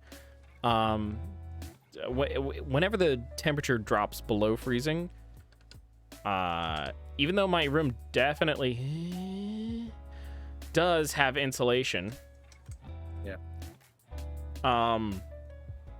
Because we get insulation for my room. You will. It's have to, right? It's easy. Yeah. It's easy enough. You literally cut out this thing in strips and just stuff it in the wall, and then you put your drywall over it. Or I could foam it. Yeah, but then you'd have to get like a whole suit and like a whole spray apparatus and a respirator, and you want. I saw a whole thing on TikTok about spray foam insulation. It's just not as good. Oh, I didn't know that. Well, I'm assuming that the people fixing my walls will be doing that. I hope. You know how pissed I'm gonna be if they just put back the shitty wall and I'm still cold. Yeah. No, literally, I have a little thermometer here, which yeah, you can kind of see it's right now it's 72. It's a comfortable temperature, and with lights and the computer on, the heat that's generated from all the machinery that's going is usually able to like counteract the cold that just like finds its way into my room. But the other day, when I didn't stream, I woke up in the morning and it was 57 degrees in here. It was too cold. Anything below 60 to sleep in is too cold, in my opinion. Weird. What do you disagree? What's your ideal sleeping temperature? I just don't know if I don't have a temperature gauge in my room, so I don't know like what the best temperature. Like I also like depending on the weather, I bundle up, so like I can be comfy at many different temperatures. So I don't know. Yeah, no, I have a down comforter. I am able to bundle up just fine. It's just that I don't like having my face covered by covers, and so like same, but like I don't know if 60 degrees is when it. I just don't know myself. Also, like I hate to play the race car. I'm Russian, where I'm more okay with cold than you. Gotcha. In general. Well, I don't know about that. We got some Swedish in us. Well, that's true. You do. I don't know. I'm just letting you know. I could not tell you the exact temperature. 60 doesn't sound too far fetched, but I just feel like I've dealt with worse. I just don't want to wake up with a cold nose. You know what I mean? Like the I tip of do. your nose is cold. Sometimes you don't got that choice because I know I'm physically unable to fall asleep underneath the comforter. I need my head always breathing fresh air. Oh yeah, absolutely. I don't understand people who do that. If you My do, brother you're a can. I don't get psychopath. it. No, it's My okay. We brother- love My you. little brother can do it. Oh my god, I don't understand. it at all. Seriously? But like how Yeah. though? He like lives in a cocoon. Apparently, my grandpa also did it. Huh. How about that? Ironically, from the other end of the family, the Brazilian side, the super hot side. I don't get Mhm. it. Oh, damn it. I used the wrong move. Anyway, in the next 30 seconds, we're going to do that thing where we take a short 1 minute and 30-second break from with ads. If the ads really help, support me, the channel, and help keep the pre-rolls off. Because if the pre-rolls are off, that means new people will be more inclined to join. So we'll be just kind of chilling here and won't be really talking about more conversational topics until after we come back. So, stay tuned. And we're back. Dumplings. Peter got himself some dumplings. Soju. Mm-hmm. I'm hoping my classroom has enough tissue paper for tomorrow's project. Oh. Tissue paper. Like toilet paper? Like, what do you mean? Like, you have to mean that, right? What else could What? tissue paper... What is tissue paper? It's like toilet paper, right? Or is it a specific, like, thing in arts and crafts? Tissue paper is like what you sneeze with. They That's clean just- it up, but usually it's colored. If it's for arts and crafts. Yellow specifically. What? Dude, What? you know what tissue paper looks like. I'm drawing a Imagine blank. Remember, have you ever seen like someone juggle a sheer cloth? I mean, I know sheer material. Yeah, sheer cloth. Imagine that, but it's paper. Like, you know when you get like a gift bag and there's some paper in there that's very, Oh my very god, light? yes. Yep. There. Okay, tissue paper. Got it. Duh. Yep, gift bags. Thank you. Thank you very much, Skelly Alley. I don't know why, like, I was blanking. Like, I recognized the word. I That's know so it was funny. a thing. All three of us said that exact same example at the same time. Oh, yeah, Ender said it too. Yeah, mm-hmm. Okay, yeah. Because I've definitely bought some. I've definitely had to go out and buy some tissue paper. So I was like, what is this? What's going on? What? I felt like that TikTok audio where it's like, Aper Dipper Dact? What? Aper Dipper Dact Scavern! Rabber Dip Scavern! I don't know what you mean. What are you talking about? What's happening? Yeah, that's the point. Yeah. That's I the didn't think I was this drunk. You aren't. It's a TikTok audio of somebody like not having a stroke exactly, but like I think one of the Like- ways that it was captioned was like people talking to me as soon as they wake me up. And it's like from your point of view, they're just talking nonsense words. And you're just like, "What? Wait, what did you say? I don't understand." So, it's that. It's a funny audio. So prevents the foe from using any HP recovery moves. Not items, but moves. Yeah, it doesn't apply to a Nuzlocke. Maybe that's good in competitive play, but it's not something we have to worry Yeah, about. no, let's just give up on it. We've got our learn set anyway. And look at that, we're approaching 11 p.m. How about that? Ooh. I think we could possibly get everybody up to level 70 by 11:30. What do you think? Let's do it. Let's do it. Remember when you used to be the one that said, "Look, we need to go to bed," like, I need to go to bed, like, all the I time. want to beat this forsaken game. I do too. It's too long. It has been too long. Do you want to know when we We've started been this? grinding these stone Pokemon into a pointed end for months. I want to stab the Elite Four and Red. You will. Absolutely, you will. There are more games in the world. There are more games, like we Play. have our Space Dwarves game in the wings. I'm practicing for that by drinking.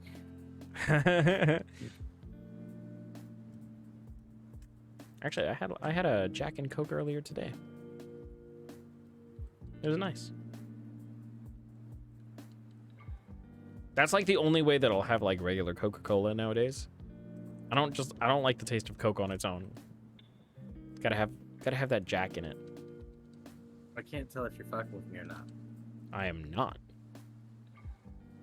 Do you want to switch the order of the moves just so you don't have to have Confuse Ray there to make your life a little bit easier? Yeah.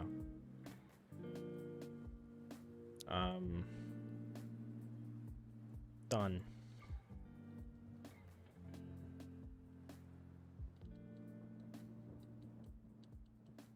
Oh my god, so much better. Because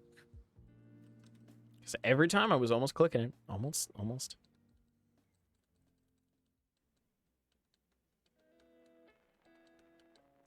There we go. Wonderful. So, do you think we will get through the Elite Four? Yes. Will it be in one piece? I hope so, because this team would be ready to take on Red. It would be. I don't want to say that because at this high of levels, one shots can happen in a blink of an eye. Mm-hmm. Yeah. It is. That's what actually kind of worries me about superpower. Is that like if we use it and it doesn't kill, it has to. It's but like if it doesn't, if it's some bullshit and it doesn't, like then we've just like left a back door open for them to go in and kill, and that because his defense will be lowered.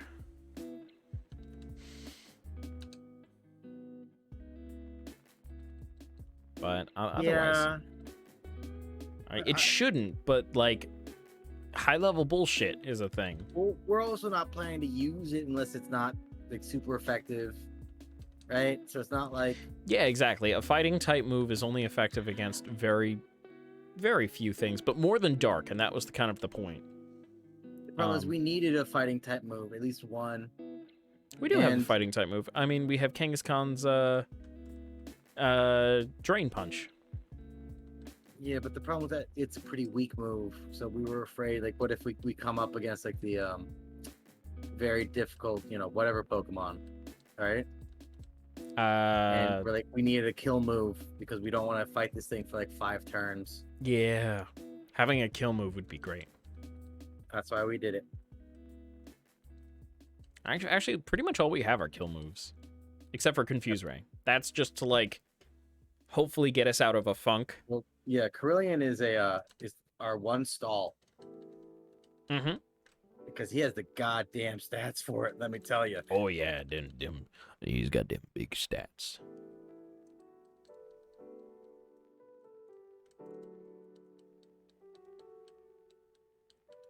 And he's almost going to be the funny number. Ooh, how funny is that number? Pretty funny. It's actually probably the fun. Would you say that it's the funniest number? Or does that go to... I know 1 is the loneliest number. Very true. And 2 can be as bad as 1. But, I don't know. What is it? 8,000... No. 80,000 and 85 is also a funny number, but you really have to think about that. 69 is the simplest, easiest, funniest number. And then I'd say maybe 420 is just like... That's more of a cool number rather than a funny number. I don't know. 69 is nice. Look at that defense. It's in the 200s. God. Oh my god. Carillion. Absolutely insane. And like none of his stats are super lagging behind other than speed. But at that point, who cares about speed? Yeah. You can take any hit. Gyro Ball was supposed to be so good for him, but every time you tried it, you said it was ass. It was so bad, and I couldn't understand it. Like, I think it was because our speed is actually not as bad as it could have been. What is our speed on him? Yeah, the speed is still 100. Yeah. Like, he wasn't, even with the Iron Ball, which all it did was open him up to ground type moves, which he was already... no Earthquake will hit him because he has Levitate. So having that, leaving the door open for a super effective move to potentially knock him out, I wasn't about it. Flash Cannon is pretty good, though. It's not reliant on anything. It just does damage. It just works. Consistency is key when you come to a Nuzlocke. Oh, absolutely.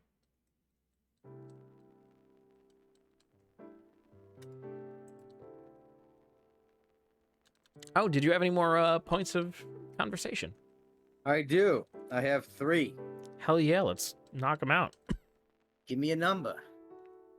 69. You know what I mean. 3, because it's a multiple of 69. 3. It's sort of about work. I remember we said not to talk about work, but this is more about after work. Then shit, take it out of the playlist, man. Take it out of the queue if it's about work and you don't want to talk about it. All right. It'll be weird. Okay, so give me a number 1 to 100. 74. All right. So this is actually tangentially related to what you were talking about with shopping. Like Hell I brought yeah. it up. So I have finished all my holiday shopping. Oh, that's awesome. But like, even when you're done with all your holiday shopping, you always find like another thread you still haven't finished. Like, oh, I haven't wrapped this gift. Oh, I haven't signed this gift. Oh, I didn't buy a card for this person. Blah blah blah blah blah blah blah. But now I'm finally done, and I thankfully it's because of the dollar store. Because the dollar store has tissue paper, it has like bags and boxes. Like, it makes your life easy, and like in cards, it makes your life easy. However, have you heard that dollar stores are no longer going to be $1? Yep, they're $1.25 now. Oh, That's fine why? No. though. I mean, kind of had to at some point, right? With inflation. I know, but like the end of an era.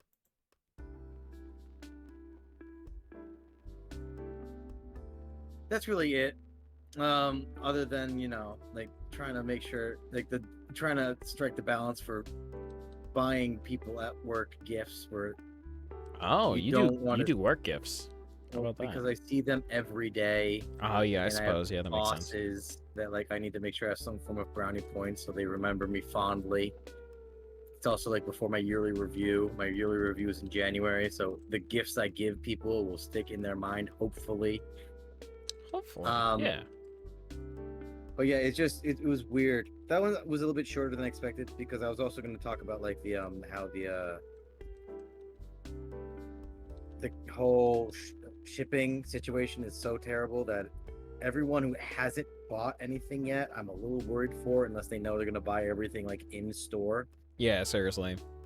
Like I've bought a couple things that were like for friends from like Etsy, before Etsy, and like, man,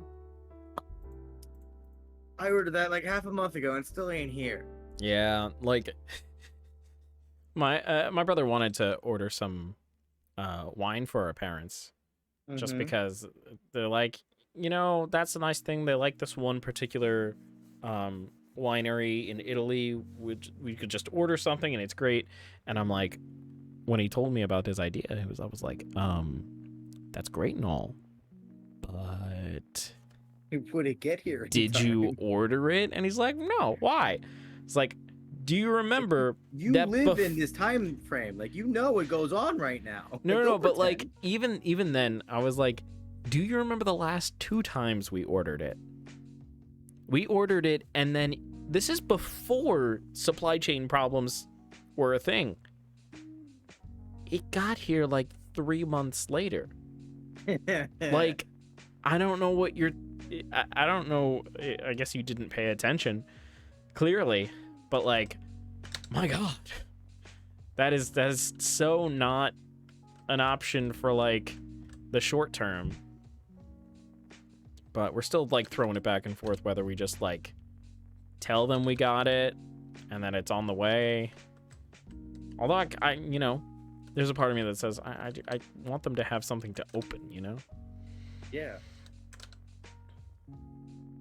That was also annoying because, like, some people, like, are just like, give me blank thing or gift card. I'm like, how can you, like, zhuzh that up for the holidays? It's always obnoxious trying, like, I'm going to put it in a card. Like, and put the card in, like, a little bag. Like, it's just extra steps that I don't think any of us are going to enjoy. Me doing it and you opening it, because there's, like, just no point. Yeah. No, I get it. I get it.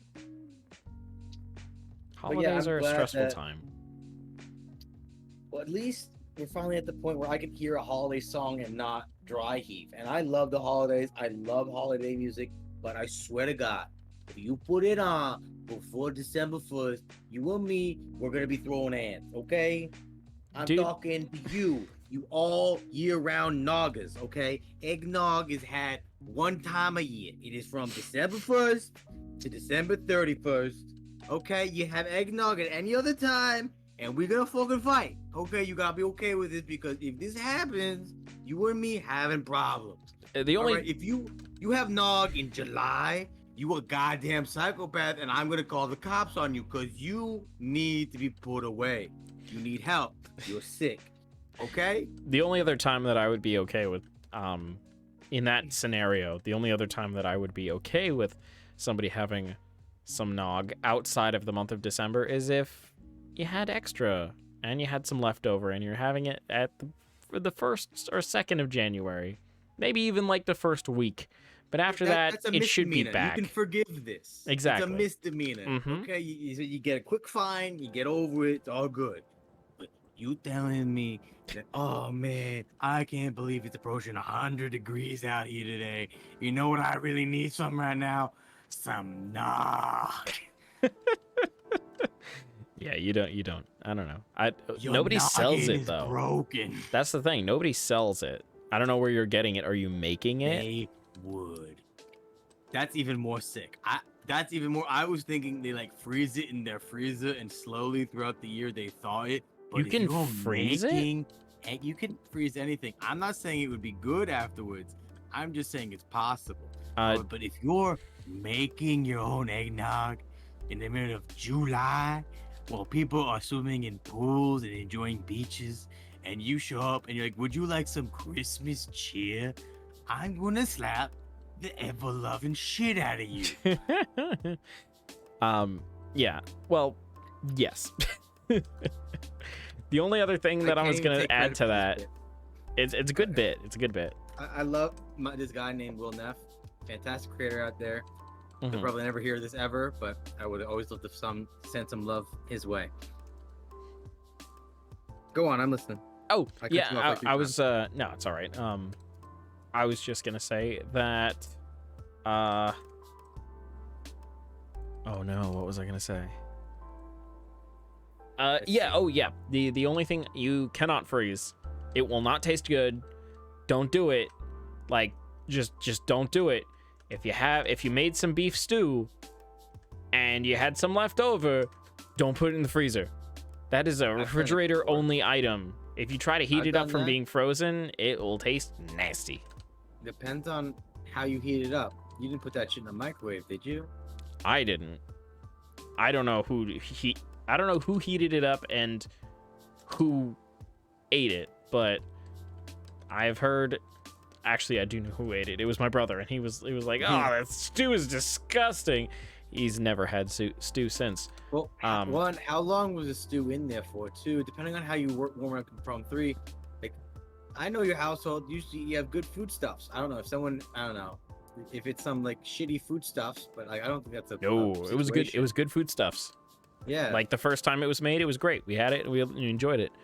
But you know, somebody. that's really weird. Because like I've definitely had stews that I have defrosted from being frozen, and they were hearty and delicious the second time around. Mhm. I don't know. I don't know. I don't know what to tell All you. right. Are you ready? Oh, It's been a long journey, oh my. but we're finally here. Where are we? The last topic of conversation I could think of today. Oh hell yeah! Let's lay it on me. It's kind of a 2-for-1. So, Okay. Sort of a 3-for-1 now that I think about it. Actually, I So, do have one more tangential thing. you go hit it. I want to hear this. You were talking about holiday music before Thanksgiving, before December. Mhm. Well, let me clue you into what I've been doing for work. I'm working on a Oh, Christmas God. show, Oh, and no. our rehearsals started in October. Oh no! Well, that's your job. That's different. It's not like you're going out into the world, listening to it for fun. That's your job. I know, but like it felt wrong. It was before Halloween, and we were singing about how Christmas is so good, and it was. And speaking of which, Harry Connick Jr., his the Annie Live was tonight. It already happened. Yeah. I don't know how it went, but I'm hoping it went very well. That was it. That was the last. I just wanted to That's all good. little thing. That sounds good. I like all of these facts and informations. That's all good. It's all good. So lay it on me. What's that last fact? What's okay, the last so- conversation? Actually, One. Oh, go ahead. What's up? sorry, I don't mean to cut you off one more time. We're about to have another ad pop up. I wouldn't want it to interrupt you more than I already have. So- Or it would be even funnier because they're gonna start in media res with me like 5 minutes into a very deep topic. Exactly. We're gonna do a quick ad break. We're back in 2 seconds. Blurb. What? And- do do do do do do do do do do do, and we're back. And we're back. Welcome back. Did they pick a new host for Jeopardy yet? I heard there was No, a I think controversy. they're gonna end the show. I think they can't find a guy or gal. Seriously? that's a host. They can't find. That's what I feel like every time someone gets brought up. They're like, "Ooh," and then the internet's like, "No, We don't hate you him. dare." We hate Or, them. Yeah, yeah. What the hell? I think Like- the last person I saw as a possibility was like the lady who was on The Big Bang Theory, Seriously? right? Of all people, Oh, that's not who I expected. let's see, Ken Jennings going to be new show 2 days ago. Apparently, there's possible of the guy who was like one of the biggest winners on the show, but now Oh. Ken Jennings is possible going to be the new host. Apparently, looks like he's hosted them in the past. Can they just get Will Ferrell to do it? No, that's going to be too disrespectful to Alex, and you know Is it it? would be. I mean, Yes, it is. he's not gonna dress up like him. It's just gonna be Will Ferrell, and he's gonna just host it, and that's that. You're asking for someone to say "suck it, Trebek," and that's very disrespectful to the man who was beloved on that show. I guess you are asking for people to. I forgot that like ordinary people, not really ordinary, but like everyday or whatever people come onto the show constantly. I forgot about that. You know, the whole aspect of the show. Anyway, now it's time for that last topic of conversation. Oh God. I'm so sorry. It's been so long since you wanted to say actually, it. that's where you're wrong. So I've been hyping it there's up. another streamer I follow. Now he has a show that is nothing at all like Jeopardy. It's just only he has a bunch of questions that you have to answer in the form, a bunch of answers you have to answer in the form of the question to.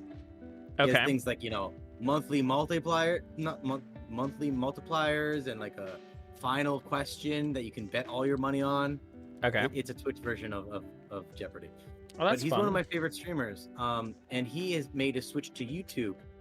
And his season finale of they call it Mogul Money just came out a couple days ago. So I'm very interested to see this Ooh. large transition. Have you heard anything about this? Nope, Apparently this there's is gonna be a big completely. exodus of streamers from Twitch to YouTube. It looks like a bunch of like what's the word? Contracts are like going to be up, and because Twitch is not have the money, because Twitch has not been making a lot of money for Amazon, they're not spending a lot of money on contracts. So YouTube gaming is like eating up a bunch of streamers. Yeah, you know, I've been tempted to do the multi-stream thing. Why not? Because technically it's against the contract that I signed when I became an affiliate. So they haven't enforced it. Like, there's no record of them enforcing it on anybody, but there's always the possibility of, like, they can probably either terminate the contract, take your money, or both, you know. Oh, Yeah. wow, that was great. I avoided that explosion. And so I don't want to risk it. So, like, I haven't been. But maybe when the year ends, or maybe when I get my next payment, I might look into doing something with that. Just because, yeah, YouTube is, in fact, blowing up. Yeah, they have a great algorithm to be discovered on. Even though we haven't been, well, then again, I haven't been posting nearly as much as before I started working. But yeah, no, the numbers are down for our channel, sadly. Oh, I'm not Well- seeing a lot of Peter liking my videos. what? There's a lot of videos What? that only have a certain amount of likes, and What? I know for a fact that I liked all of them. What? I just haven't had a chance. Whenever I watch the video, I hit like I haven't had a chance to catch up. Gotcha. Oh, And I was just not talking about, playing like, for it. don't even watch the video. Just like go in and hit like on every video. What? That's immoral, dishonest, even. On YouTube. Oh, I mean, talking about like unethical, not unethical. Well, I guess unethical. I don't know. That person that you sent me a video of, who made a which video like how to get 1,000 views in just like a day. I was just like, holy crap. Not everybody has access to this information. This no, not everybody. budget. I mean, he had a budget. He blew This is true. $600, or was it Well, four? he Might have also been four. spent money on someone editing the shit for him. Yeah, no, that was part of the budget. Yeah, no, that's what I mean. Like his big budget, like technically, really the only Voice thing that actor, would have to Editor, yeah.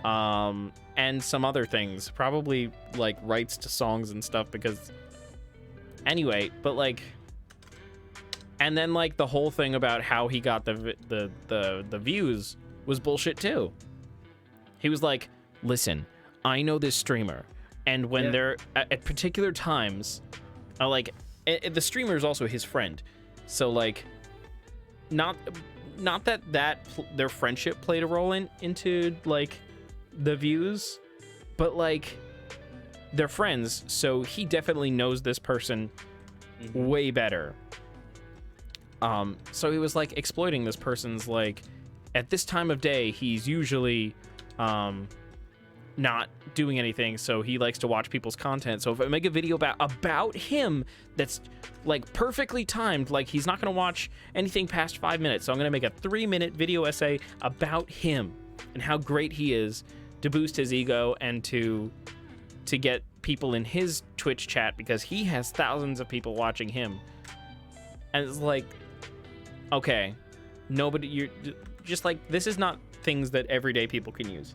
I'm sorry. Yeah, that's true. It's just funny because I found like if you didn't include like his big budget, and like if you had a streamer that you knew that does stuff like that, I think it was like you donate, like I think usually it's like 50 or $100, which, you know, still like steep for people who don't have a big budget. But like if you have like I was just found it fascinating that if you follow a big enough streamer and you know their habits, and instead of you like paying for all that stuff, but you do it yourself, you could get a pretty decent like turnaround on views, it seems. So I found that surprising.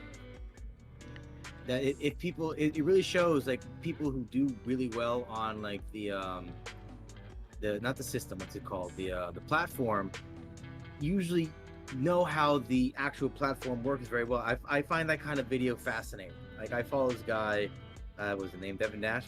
All he does is talk about like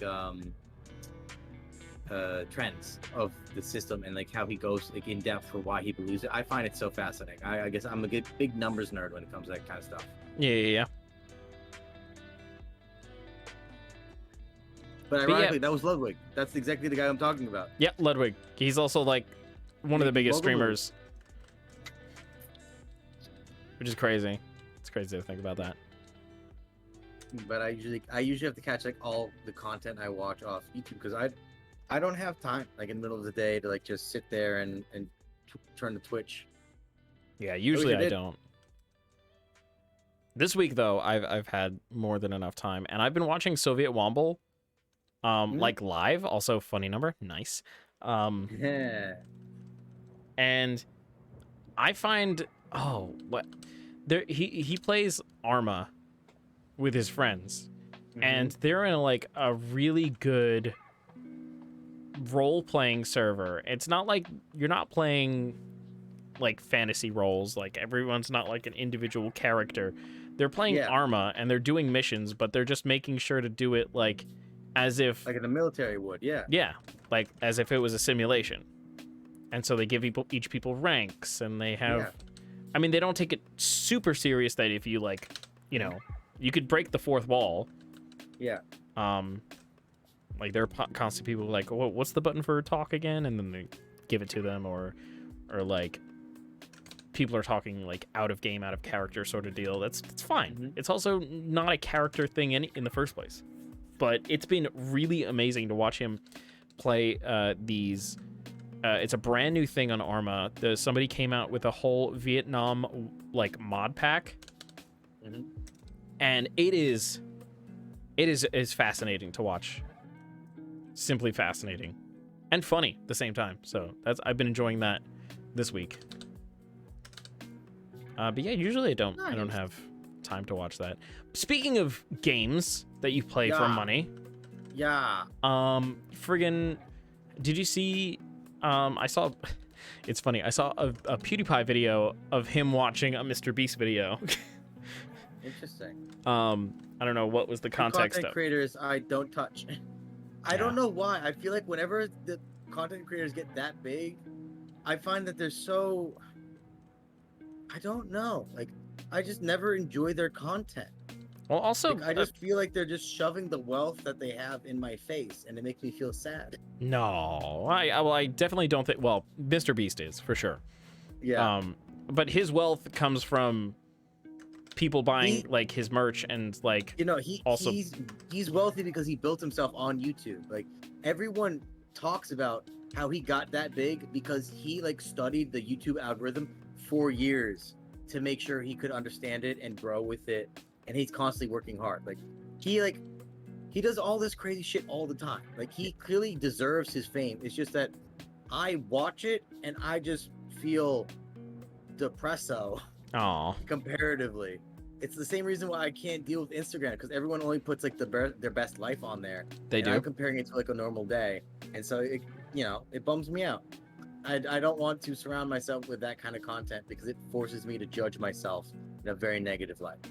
You know, and I can understand that certainly, but in terms of PewDiePie's videos, I just don't like his humor.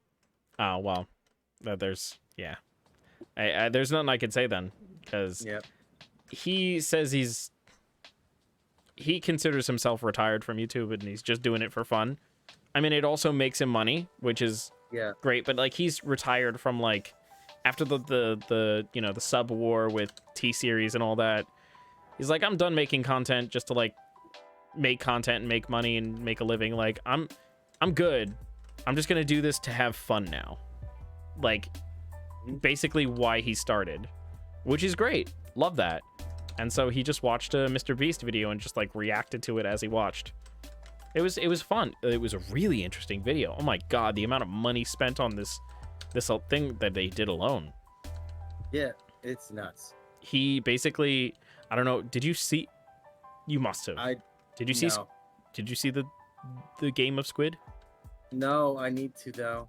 You do need I to. really Oh my want god. to. I know what happens because everyone, their mother talks about it. I know the games. I know what they do, but I haven't like seen the drama behind it and like the acting. And I hear that Ooh. really helps sell a lot of it. Oh yeah, it does. But, It I know the games. I know what they do for the games. I have a general understanding of all that. And Yeah. I know every mother and every guy, girl, entertainer, and influencer has made their own like little mini version of Squid Game. Yeah, no, like talk about a mini version. I mean, it's not mini in any of the senses, but like, Oh, they just played Squid Games in real life, except obviously not killing people. yeah, Mr. Well, I mean, not killing people, but he basically he got 450 people together and said, "Hey, if you win the games that are featured in the show, you will you'll get $450,000."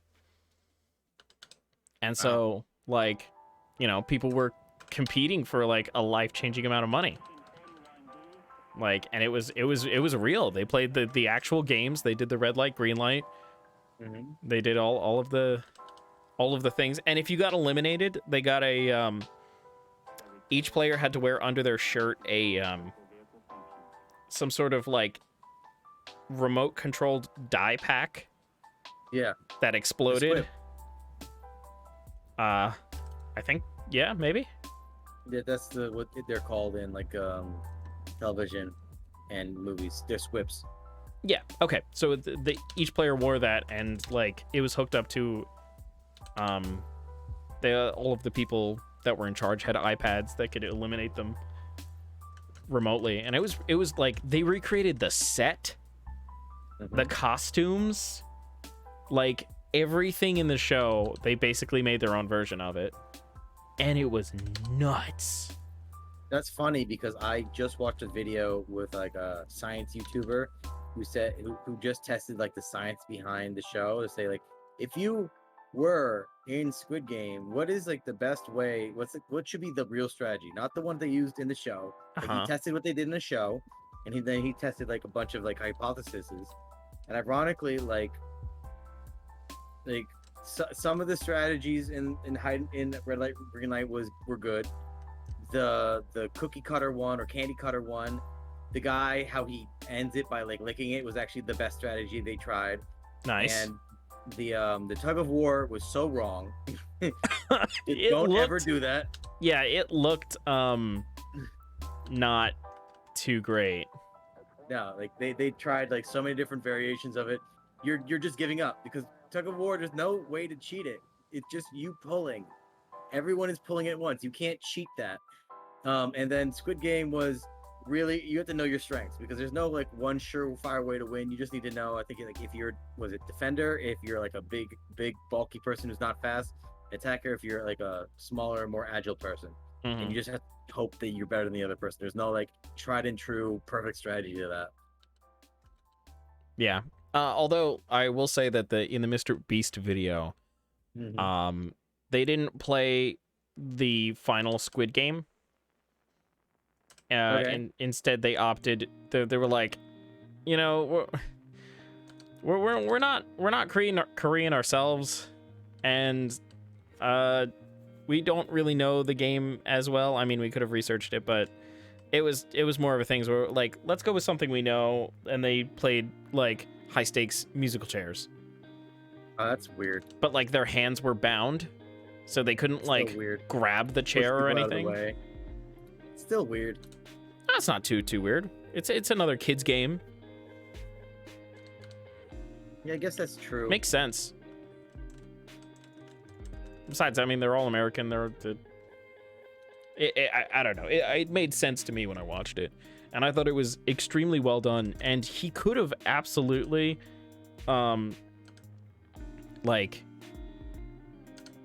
he could have dragged that out into like a whole series, but he made it one video, which I thought was nuts. No, I know he does great. Like, for example, he did Team Trees last year, Team Seas this year. P.S. guys, come on, what are you doing? Donate. Even if it's $1. Get rid of 1 pound of trash from the ocean. Like, it's a great cause. Yeah. I definitely like donating every year to those. Oh yeah, no, I'll if I can, I try to. It's only if you're able. It's Yeah. But I'm definitely very I care a lot about the environment. You know, I go hiking all the fucking time. Mhm. You know, I'm very nature-esque, so I care about these causes. Yeah, and there. I mean, I've heard good things about how they're trying to prevent the desertification of what is it called? It's whatever climate like butts up against the Sahara Desert in Africa. Yeah. Yeah, they're trying to reverse desertification, and they're doing a good job of that. Nice. I know that's been a major ecological problem as well. Mm-hmm. I just know like fungus and lichen can grow on plants. There, I mean, this is the most common thing is you find a dead tree and then there's some mushrooms growing out of it. And like you also see like shit like that, like lichen and shit on just rocks too. Like you still like fungus. You need dead plant matter. We're fine. It was a critical hit. It was a critical hit. I don't like this. I don't like gravelers. I need to go. But we definitely didn't hit our 11:30 mark. I'm trying to be done before 12, if possible. But it looks like we're going to be done at 12. We're gonna get there, buddy. Why is it only level 20? Larvatars are the only thing that's in here that are level 20. Everything else is big boy. It's so funny. I haven't noticed that until now.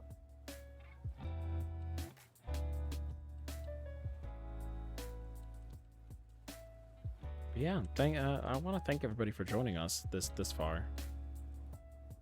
Anybody who stuck around.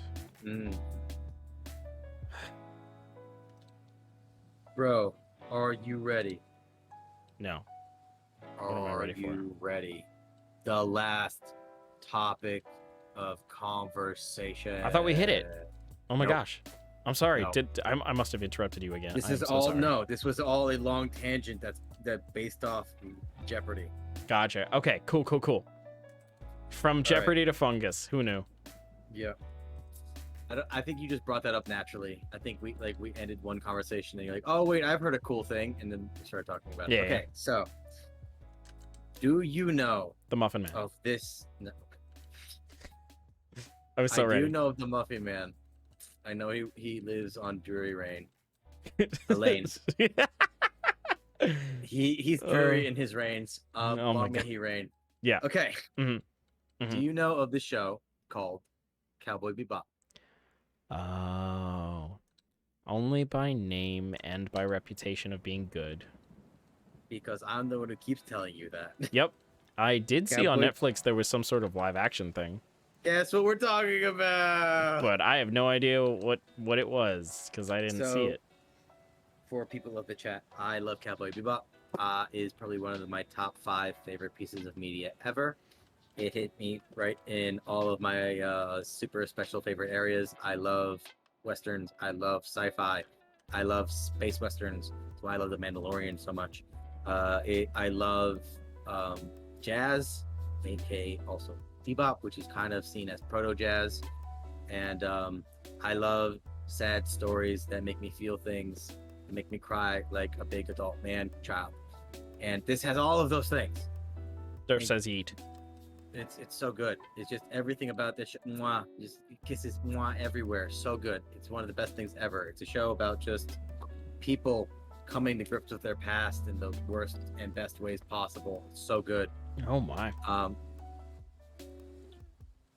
Like one of the first times like I understood why I love westerns, because like it makes things so real. But it's like the first time I've seen like a futuristic society that like made sense. Like I know we're not going to be perfect, and like how fucked up and corrupt the society is, and how they use technology just makes sense. Can you not shit in the middle of this? I'm sorry. I saw another explosion, and I saw that we were lower. Fine. We were at lower health, and if there was a crit, we would have died. We're fine. Point is, it hits all my boxes. Everything I love, it hits every aesthetic, it hits my vibe, it hits everything I love. It's great. It's fantastic writing, and it's well animated, it has great music, I enjoy the story. It's everything is so good. It's episodic, but if you watch it, there's an arcing plot that matters. It's just, I can't praise it enough. I love it so much. And because of that, ever since I watched it, I knew it existed, but when I was a kid, I did not watch it when it was on Toonami. I watched it when I was in college. I forgot what reason. I think it's because like I read enough like things online that praised Cowboy Bebop, and how everything people say about it are things I fucking love. I'm like, okay, let's see what this is about. And I watched like 2 episodes, and I'm like, okay, I can't live with this anymore. And then I watched the entire series in a day, and I cried like a big baby. In a day? Yeah, a day. It's 26 episodes, guy, or 24. Oh, I thought it was Not- like a whole like multi-season thing. No, it's 1 season. Oh my. And ever since then, I've been trying to catch that Cowboy Bebop high ever since. I found out there was a movie. I was hoping it was a continuation of the series. It is like a little bit of a prequel. It's supposed to take place between like 2 episodes of the show. Okay, cool. And ever since then, every time I hear anything Cowboy Bebop, my ears perk up. I'm like, what is this? Oh. And so ever since they've been talks about this live action, I'm like, ooh, this could be hype. And then ever since that initial, like, yeah, it's official, we're actually doing this, every single piece of news that has come out, I've hated with a burning passion. Oh no. It's funny because I brought up Will Neff before. Yeah. One of the reasons I found him as creator is because I found him due to his takes on Cowboy Bebop, and how he is basically a cooler version of me. Okay. I don't know how to put it other than that, because he's clearly just lived a cooler life. But like all his opinions, it's as if he took what was in my brain, and then he just says it in a better way. I don't know, man. He's in better shape, has better hair than me, and is able to pronounce things in a more cohesive manner than myself. But the point is, everything that has come out about this is wrong in the eyes of let's say a classic Cowboy Bebop fan. I have to be okay with the fact that it exists, and there are going to be people out there who like it, and that it's going to bring attention to the original anime. My problem is everything I have seen is like shown to me to be like a spit in the face of one of my favorite shows of all time. It shows that they did not care enough. I don't know how to put it. Like clearly someone cared, but no one cared enough. Like there are things that I'm sure work well in the show. Yeah.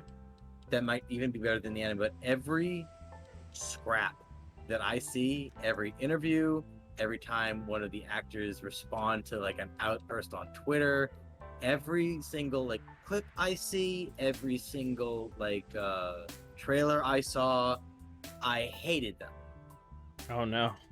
And then it finally came out, and then the entire world told me that I was right.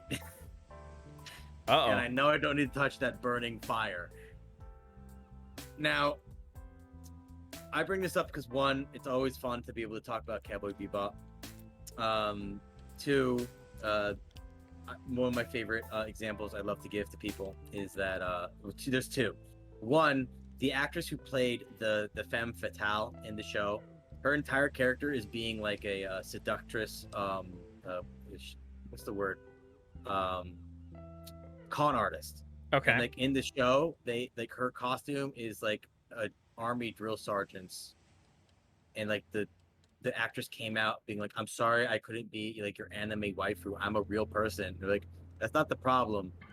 Like the problem is like you look fine. It's just that the costume is just so wildly different from what her character should be. It was just so strange. And that's what people were commenting on. Although I feel like, there's clearly like the assholes out there who are like, oh no, she's not my waifu. She's not wearing like the weird paper thin XYZ, like, and like, I get it. Like, clearly it's like it's an anime, it's not realistic, and like if she was like a cosplayer in that entire show, it wouldn't fit because it's like it's a very unique style, but like none of what made her like her character design seductive or like what like she's no like none of like her personality seemed to come through with any of the trailers or the costume design. Gotcha. And that was like one of the biggest thing is that everyone involved fought the feedback one way, and everyone who understood or gave a shit gave feedback another way, and there's no middle ground where they understood what each other were talking about. So I was upset because all the character that was seemed to be behind her character design was thrown away for what seems to be making this character her own in this show slash to make it more accommodating to the actress. Now, again, it makes sense that she should not be like walking around with lingerie the entire time, but like there was no in between. It was she's like in army clothing, or she's in lingerie. Like there should have been a nice middle ground, and there was not. But that was like the first big blow up that people like heard about. Problems after that, like not all of them make sense. Like there were people pissed that the main actor for the main protagonist was too old. I didn't agree with that. They were annoyed that like all the characters looked like they were like really shitty cosplayers. I completely agree with that. All of the fucking costumes look terrible in my opinion. Every single time they showed a screen grab, it showed like the huge difference of animation being clearly you can do whatever you want with your environment. Like there's no budget there. Everything looked extremely cheap by comparison. And like even like the main villain, they made him look like a pretty boy, not a really evil, sadistic, fucked up bastard. Like everything they did seemed to spit in the face of the show that I truly enjoy. And there's like a goofy, crazy, not Jack of all trades, like eccentric character that's like I don't know how to put like imagine crazy like anime reaction the character, but somehow they're able to pull it off fairly well in the show. Them trying to adapt it to the show, it's like the most cringe compilation acting I've ever seen in my entire life because you're asking like a human actor to act like a drawing, and it's not possible. And like everything they're doing to try to make it look good is just so uncomfortable to watch. And so I have to watch one of my favorite pieces of media get shit on by everyone for all the right and wrong reasons, and they're all completely correct to do so. And I'm just going to live here and understand that it has some positive merit because some people will like the show and it will bring like more exposure to one of my favorite shows of all time. But man, I just really wish this wasn't a thing. And it's something I heard brought up is like I'm part of the people who's at fault because every time there's like a rumor that just popped up because of Cowboy Bebop, I poke my head out of the sand and like, ooh, what's that? Well, that sounds interesting. I'll read this. I'll generate clicks behind it. So I'm part of the reason why this exists. The problem is, I actively, from the moment this was announced and is said to be real, I actively ignored everything to make sure that it would lose buzz because I hated it. Oh, no. The problem is, my one voice did not matter when everyone else was still clamoring at the bit for this. Yeah. I mean, what can you really do? By the way, Blue said, Blue's here. Hi, Blue. Oh, welcome. Wait, I'd have to say hi to Blue. Wait, did I close the Twitch chat? Where's the Twitch? Why did I close the Twitch? No, there you are. Where are you? Hi, Blue. Blue, why am I gonna be mad at you? I didn't watch the things. I was gonna say keep reading. You'll find out. Blue. Also, I'm sorry, Durf. We're wrapping up real soon. I promise. Not that you have to stay. If you've got to go, you got to go. Like, I'm not gonna force you to stay. Yeah, it'll probably only be like 10 minutes, Durf. No worries. Thank you for joining us. Blue, I honestly think you would enjoy them, and they would help your writing. It would be a great tool. You just have to watch one 10-minute video, and if you don't like them, that's fine. But I really think you'd like them. This is overly sarcastic productions. They're great. I highly recommend. I know. I don't know why I'm not watching. So just put them on right now. God damn it. You don't have to. I would very much appreciate it if you did. They did. They did. Yeah. You got it. But the thing is, what's funny is my buddy, who knows how much I love Cowboy Bebop, had reached out and he's like, "Have you ever heard of an anime called Megalobox?" Like, no. What is it? It's like a boxing anime. Okay. I'm not super big into anime, ironic, because I just went on a huge tirade about Cowboy Bebop. But that's Yeah. the outlier. I almost never watch anime, or I watch it very sparingly. And anime, like, I find some things really good, but like, it's not like something I'll usually die to like defend. The Cowboy Bebop is like the one exclusion. Peter is a weeb confirmed. Yeah, absolutely. If me loving Cowboy Bebop makes me that, but I feel like a weeb is like if they have like crazy obsession, like they have walls full of it, like they know everything. Oh yeah, about, no. like, You're not shit. like an uber weeb, but like there's I a don't know. little up and coming weeb in there somewhere. I still feel like weeb is too strong of a word. Okay. Because I'm obsessed with Cowboy Bebop. That's But fine. the thing is, my buddy told me about this thing. He's like, "Have you heard of Megablox?" And it's like, "No." He's like, "Well, it's a boxing anime." I'm like, "Okay." Like, I like boxing. I follow it. And he's like, "But like, what about it? Like, why would that tell me?" Like, first of all, they fight with robot arms. I'm like, "Okay, that sounds pretty cool, actually." It's like, and I think you'd like it because it has like a kind of Cowboy Bebop vibe. I'm like, don't you do this to me? Don't you bring my baby to me like this? Why aren't you grinding? Because we're done. No, keep grinding while I'm talking. We got and there's gonna be an ad in about a minute. Oh no, I gotta be quick. So basically, it's like they took. It's as if it's in the Cowboy Bebop universe. It's not. It's not written to be, but everything matches so well. Where it's this boxer who's in Megalobox, which is the idea that boxers are now fighting with like boxing, like metal arms and robot arms. Yeah. And so he makes a name for himself by being Gearless Joe because it's called Gears. Gotcha. And like it's just a really good boxing story, but it like matches the tone, the way the show looks, the animation is good, the story is good, and like it has fantastic music. I'm like, wow, this is fantastic. It's like I have a spin-off of Cowboy Bebop and I love it.